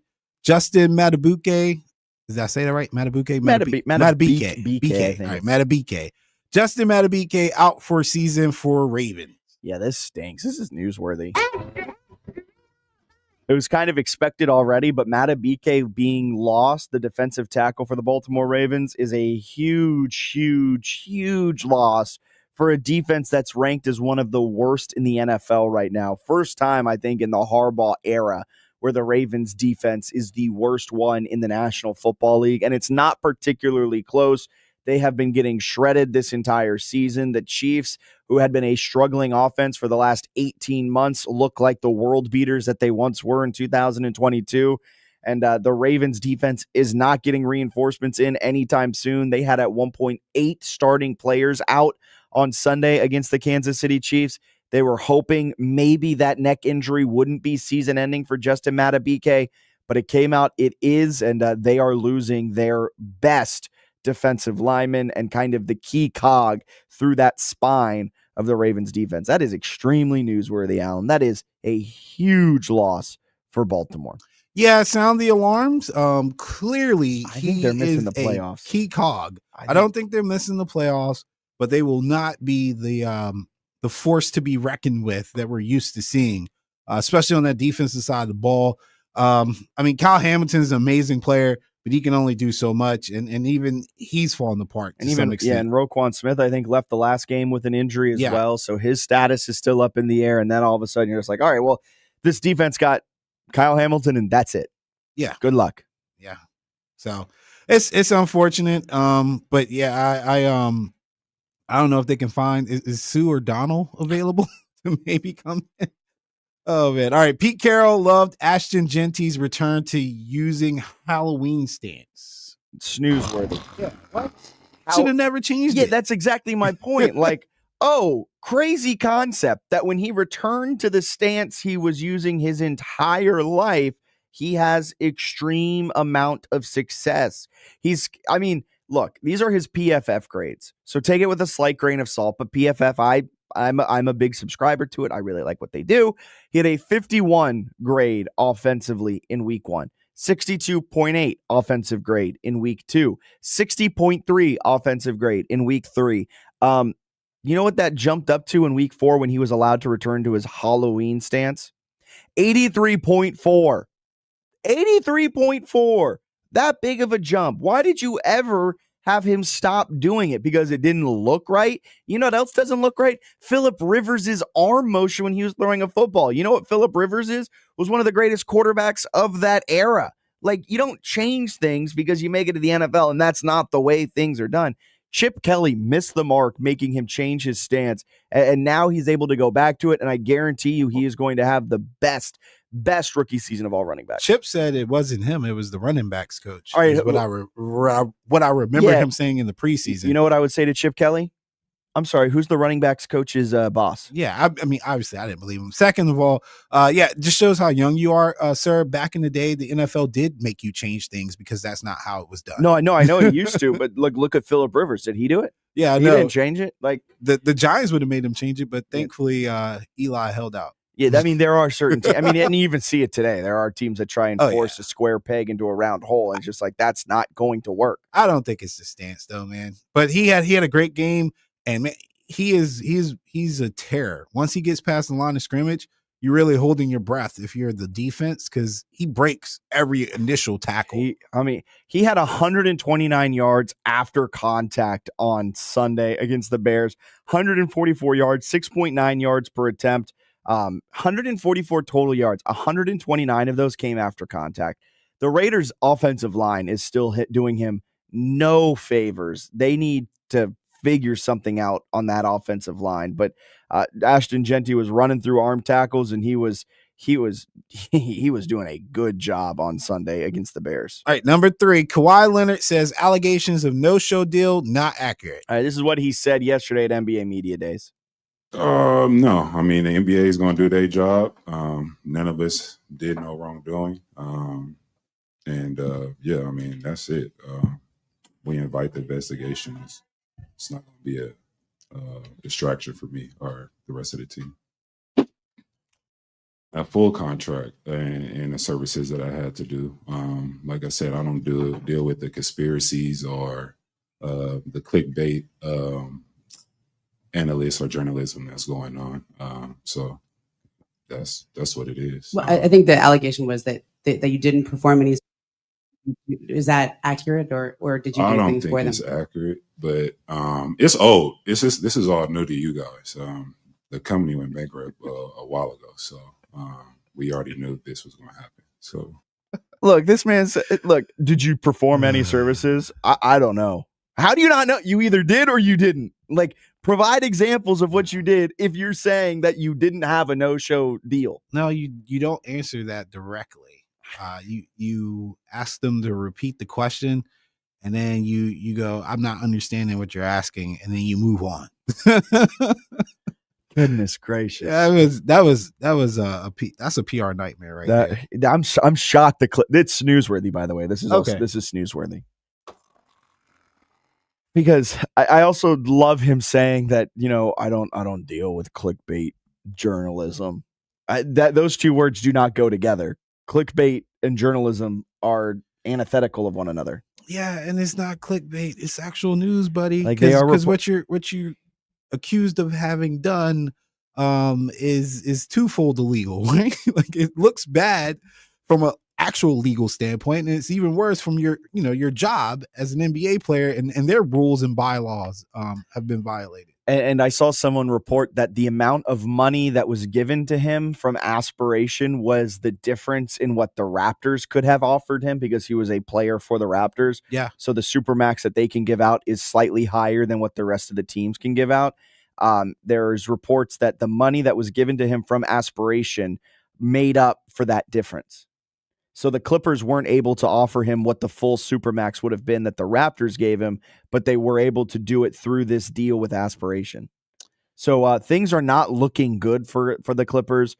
There's also reports surfacing that Kawhi Leonard was looking for an ownership stake in teams while he was going through his free agency, and was with the Lakers. He was trying to get the Lakers to give him some part of ownership stake in the team for when he was trying to sign. The Lakers were the team that was favored to get him. They were right at the finish line. He asked for the ownership stake, and they kind of were like, what do you mean? He ends up going to the Clippers. All of this is happening in the background. Everything is alleged up to this point. So we'll see how it all plays out. But I just got to say one thing and one thing only on this whole Kawhi Leonard situation. What? He's not good enough for any of this. Like, Kawhi Leonard, really good basketball player, won the Toronto Raptors a championship. Congratulations. But at the end of the day, let's call a spade, man. You are not a superstar in this league. And when you were signing that deal, you were taking advantage of the fact that you were just coming off of a championship. Hey, respect the game. I get it. But come on, man. You're not this good to be asking for ownership stake in a team. Huh? Like, I get Kawhi is a good player. He's not this good. He's not this great to then have, Steve Ballmer may have, depending on what the ruling is, Kawhi Leonard is not worth being dinged 5 first-round draft picks over the next 5 years because, because you gave him money to circumnavigate the cap. What is, Kawhi Leonard's not this good. What? He's not worth this. No, he's not, but it's the NBA, man. They give these players whatever they want sometimes. And if you won't do it, somebody else will, which in this case was the Clippers. Yeah. Which is what the Lakers did. They said, well, we're not going to give you ownership stake. And the Clippers said, we won't give you ownership stake, but we'll give you $27 million in a no-show endorsement deal. Well, there's a rumor out that apparently, like, when he brought those demands to the Lakers, they literally laughed at his uncle, who I think was representing Uncle him. Dennis. Yeah, they literally laughed in his face. It was like, we're not doing Uncle Dennis is a menace. Like, the stories that are coming out about him, apparently he would call like every day to Aspiration while they were going through bankruptcy and being like, you're late on our payment. You're late on our payment.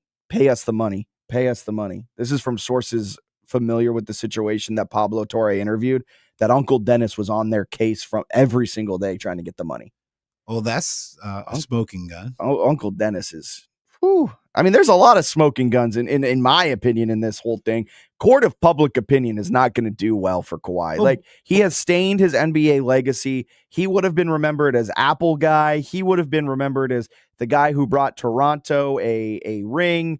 He would have been the guy that was remembered for, I mean, his Spurs time. Like, there was some highlights in the Kawhi Leonard career. But when we think back on Kawhi Leonard in a decade, in 2 decades from now, it's going to be all about this. It's going to be all about his lack of availability too. I mean, man. that too. Him and Paul George, man, just the failure. There's also, this one's not as much of a smoking gun, but there's also like reports showing that he didn't play when the payments were late, and then he would start playing the second the payments would come through. Oh, again. so there's a correlation. So and correlation does not always equal causation, folks. Yeah, I will say that. That's what they say, but there are some interesting correlations there between his lack of playing and his lack of payments. Very convenient. So look, but he says he invites the investigation. I'm surprised he didn't do his laugh. Like, shocked that one didn't make it. Man. All right, let's get a quick break in here. We'll be back to wrap up this September 30th edition of Fitz the Bill right here on 106.1 ESPN Richmond. Driven by an unwavering passion for real estate, Wes Attia with Joyner Fine Properties consistently goes above and beyond for his clients. Wes is dedicated to ensuring that every step of your home selling or buying journey is met with unparalleled dedication, expertise, and a genuine commitment to exceeding your expectations. Wes is a proud sponsor and founder of the River City Tennis Open, supporting local charities benefiting RVA youths, and can be found at icerichmondhomes.com.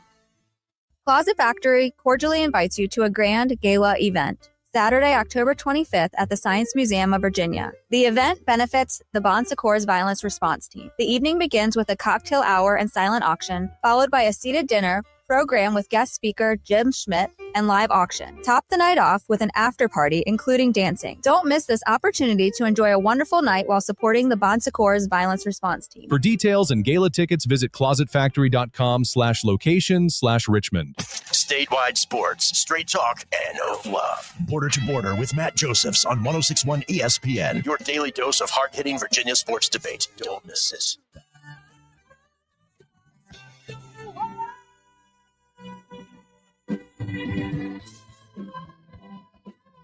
Welcome back in. Fitz the Bill. Richmond Spiders women's basketball picked to win the Atlantic 10. VCU men's basketball picked to win the Atlantic 10 on their side. A couple of VCU players were picked to the preseason all-conference team. Barry Evans, Jadrian Tracy. I got it. I got there. Terrell Ward all picked a preseason all-conference second team. Allen is cracking up on the other side of the glass with my attempted pronunciation of it. Than me, man. Oh, man, that was a tough one. Ahmad Noel is all-conference third. These are all new guys, except for Brandon Jennings. I know how to pronounce Brandon Jennings' name. The St. Christopher product, the rising sophomore, is all-conference, all-defensive team to start the season. So VCU picked up 11 of the first-place votes. They barely beat out St. Louis, who was picked to finish second in the preseason poll. 342 points for VCU, 341 for St. Louis. Dayton picked to finish third. George Washington fourth. Yeah. How many years does Robbie Avila have? Wait, he's back? Yes. How? That's I'm confused. Wait a second. How is this possible? Don't get me wrong. I love Robbie Avila, but I could have sworn he was a senior 2 years I ago. thought he was a senior the year they went on that run. When he was at Indiana State, right? Yeah. I thought he was a senior then. All right, I'm going in. We're diving into Robbie Avila. All right. So, oh, wow. Okay. He only played 2 years at Indiana State. Okay. So he played 23, 24. Then played last year with St. Louis with the Billikens. Maybe he just looks old. Just looks old. He's got an old game to He him. reminds me of, was it Perry Ellis? Yeah. The Kansas guy? God. Who was Perry Ellis was like 40. And then they had Silva, who was probably like 42. Yeah. And then Frank Mason? Yeah. No. Frank Mason wasn't that old. No, I know, but I feel like he played every year, and so by the time he was a senior, by the time he was a senior, I was like, bro, he's been there forever. Yeah, he's been there forever. That's what happens when you're a freshman and you ball out and you get on the national stage. But so Mason was picked to finish 6th in the preseason poll. Richmond was picked to finish 10th in the preseason poll, but VCU sits atop. Loyola Chicago somehow picked up 2 preseason votes for the first place, but they're picked to finish 5th. So I was just cracking up because the first thing that popped out when I was reading the points in the polls, it said they returned fan favorite Robbie Avila. I was like, what? Again? How are they doing that? Meanwhile, VCU returns no one and brings in a good transfer class. But all right, Phil Martelli Jr., he's got his work cut out for him here. I'm ready, Phil. Let's have some fun this year. Hey, you're right. You're right. We've got every game. Okay. I'll be at some. We've got a great week coming up. Carson Parks, the running back at Trinity, is our talk of the town, player of the week, student athlete of the week, following his fantastic performance over the weekend in Trinity's, I forget the final score, 42-17 win over Fort Hill, something along those lines. But Carson Parks had 34 carries, 222 yards, 3 touchdowns for Trinity. So he is our talk of the town, student athlete of the week. We're catching up with him later today, as well as his coach. And that will be tomorrow at 9 a.m. Tomorrow, 9:15 a.m. We will be catching up with Richmond Spiders football head coach Russ Huesman following their 1-point win over Howard, and talking with him as they get set for Bucknell this weekend and what it's like getting set for a full conference slate in a brand new conference. I'm a little bit of a nerd in that sense, Alan, but something that's so interesting with all of this conference realignment, regardless of the level, is that you get so used to traveling to Villanova, Maine, Rhode Island, Delaware, William and Mary. You get so used to all of those traditional CAA football teams that you travel to each and every couple of years. So you know what hotel you stay at, how long it's going to take to get from the hotel to the practice facility, how long it's going to take to get to the field, everything like that. The interesting thing when you do all this conference realignment, you've not really ever traveled there all that often. Yeah. So it's completely new logistics wise, which I'm always curious how that plays into it from a coach's perspective. So like Bucknell, they have to stay an hour away from Bucknell. Like their team hotel that can accommodate them is an hour away from Bucknell. So like you got a pretty long road trip after your road trip to get to the field on Saturday. Yeah, it messes up your rhythm, your rhythm, your routine. But you know, in the case of, and I'm thinking specifically the Spiders, like with all their weather delays and things like that, I feel like some teams are just built for it, apparently. Yeah, they 2 weather delays already, and then weather played a small factor in their win on Saturday, the 13-12 win against Howard. I did ask him about the weather itself, and because it rained at my house all day, and I'm not that far away from Richmond's campus. Yeah. Apparently, it only sprinkled a little bit on Richmond's campus the day of the game. I got to tell Coach Huesman, I'm sorry, I should apologize. I had a scouting report on Howard. My sister went there, so you could have given it to him last coach's show. I failed miserably. Oh, come on, man. I know. That is tough. We got coach's show on Thursday as well with Bob Black over there at Bar West. So Alan will be out there, and maybe you can give him the scouting report a week late. It's too late now, I know, right? I'm just gonna keep my mouth shut. Yeah. On Friday, we are going to be live out at Green Top. So we are very excited for that as they get set for their outdoor expo this weekend on Saturday and Sunday. As a reminder, every single morning in hour number 1 of Fitz the Bill, we're giving away a pair of tickets to the VIP tent at the Green Top Outdoor Expo. As a reminder, the event on Saturday and Sunday is totally free. 2 full days of ultimate outdoor experience. You got a kids zone with a scavenger hunt, the ultimate air dogs, the famous truckload sale. Everything at the outdoor expo up at Green Top in Ashland is completely free, except for the VIP tent. And we've got pairs of tickets to give away for that. So tune in tomorrow morning, starting at around, we'll probably be giving them out around 8:12 to 8:15 a.m. So tune in then. We'll tell you to call in. When we tell you to call in, the first caller wins a pair of tickets to the VIP tent on Sunday. Congratulations to Kobe this morning for winning the pair of Green Top tickets to the VIP tent this weekend out there up in Ashland. Be sure to head on out and check out everything that they've got going on. That'll do it for Fitz the Bill on this Tuesday. We'll be back. New month tomorrow. New month. This is crazy, man. The calendar flips and we're on to October. Until then, keep it locked to the spot where Richmond talks sports. We've got Clinton and Friends coming up next. Rich Eisen Show after that. we've got Border to Border with Matt Joseph from 3 to 4. The Mashup Hour from 4 to 5. And from 5 until 6, you've got the Sports Huddle with Bob Black. And, of course, tonight, the wild card begins. Dodgers, Reds. That's the game you'll hear on our airwaves tonight. 106.1 ESPN Richmond.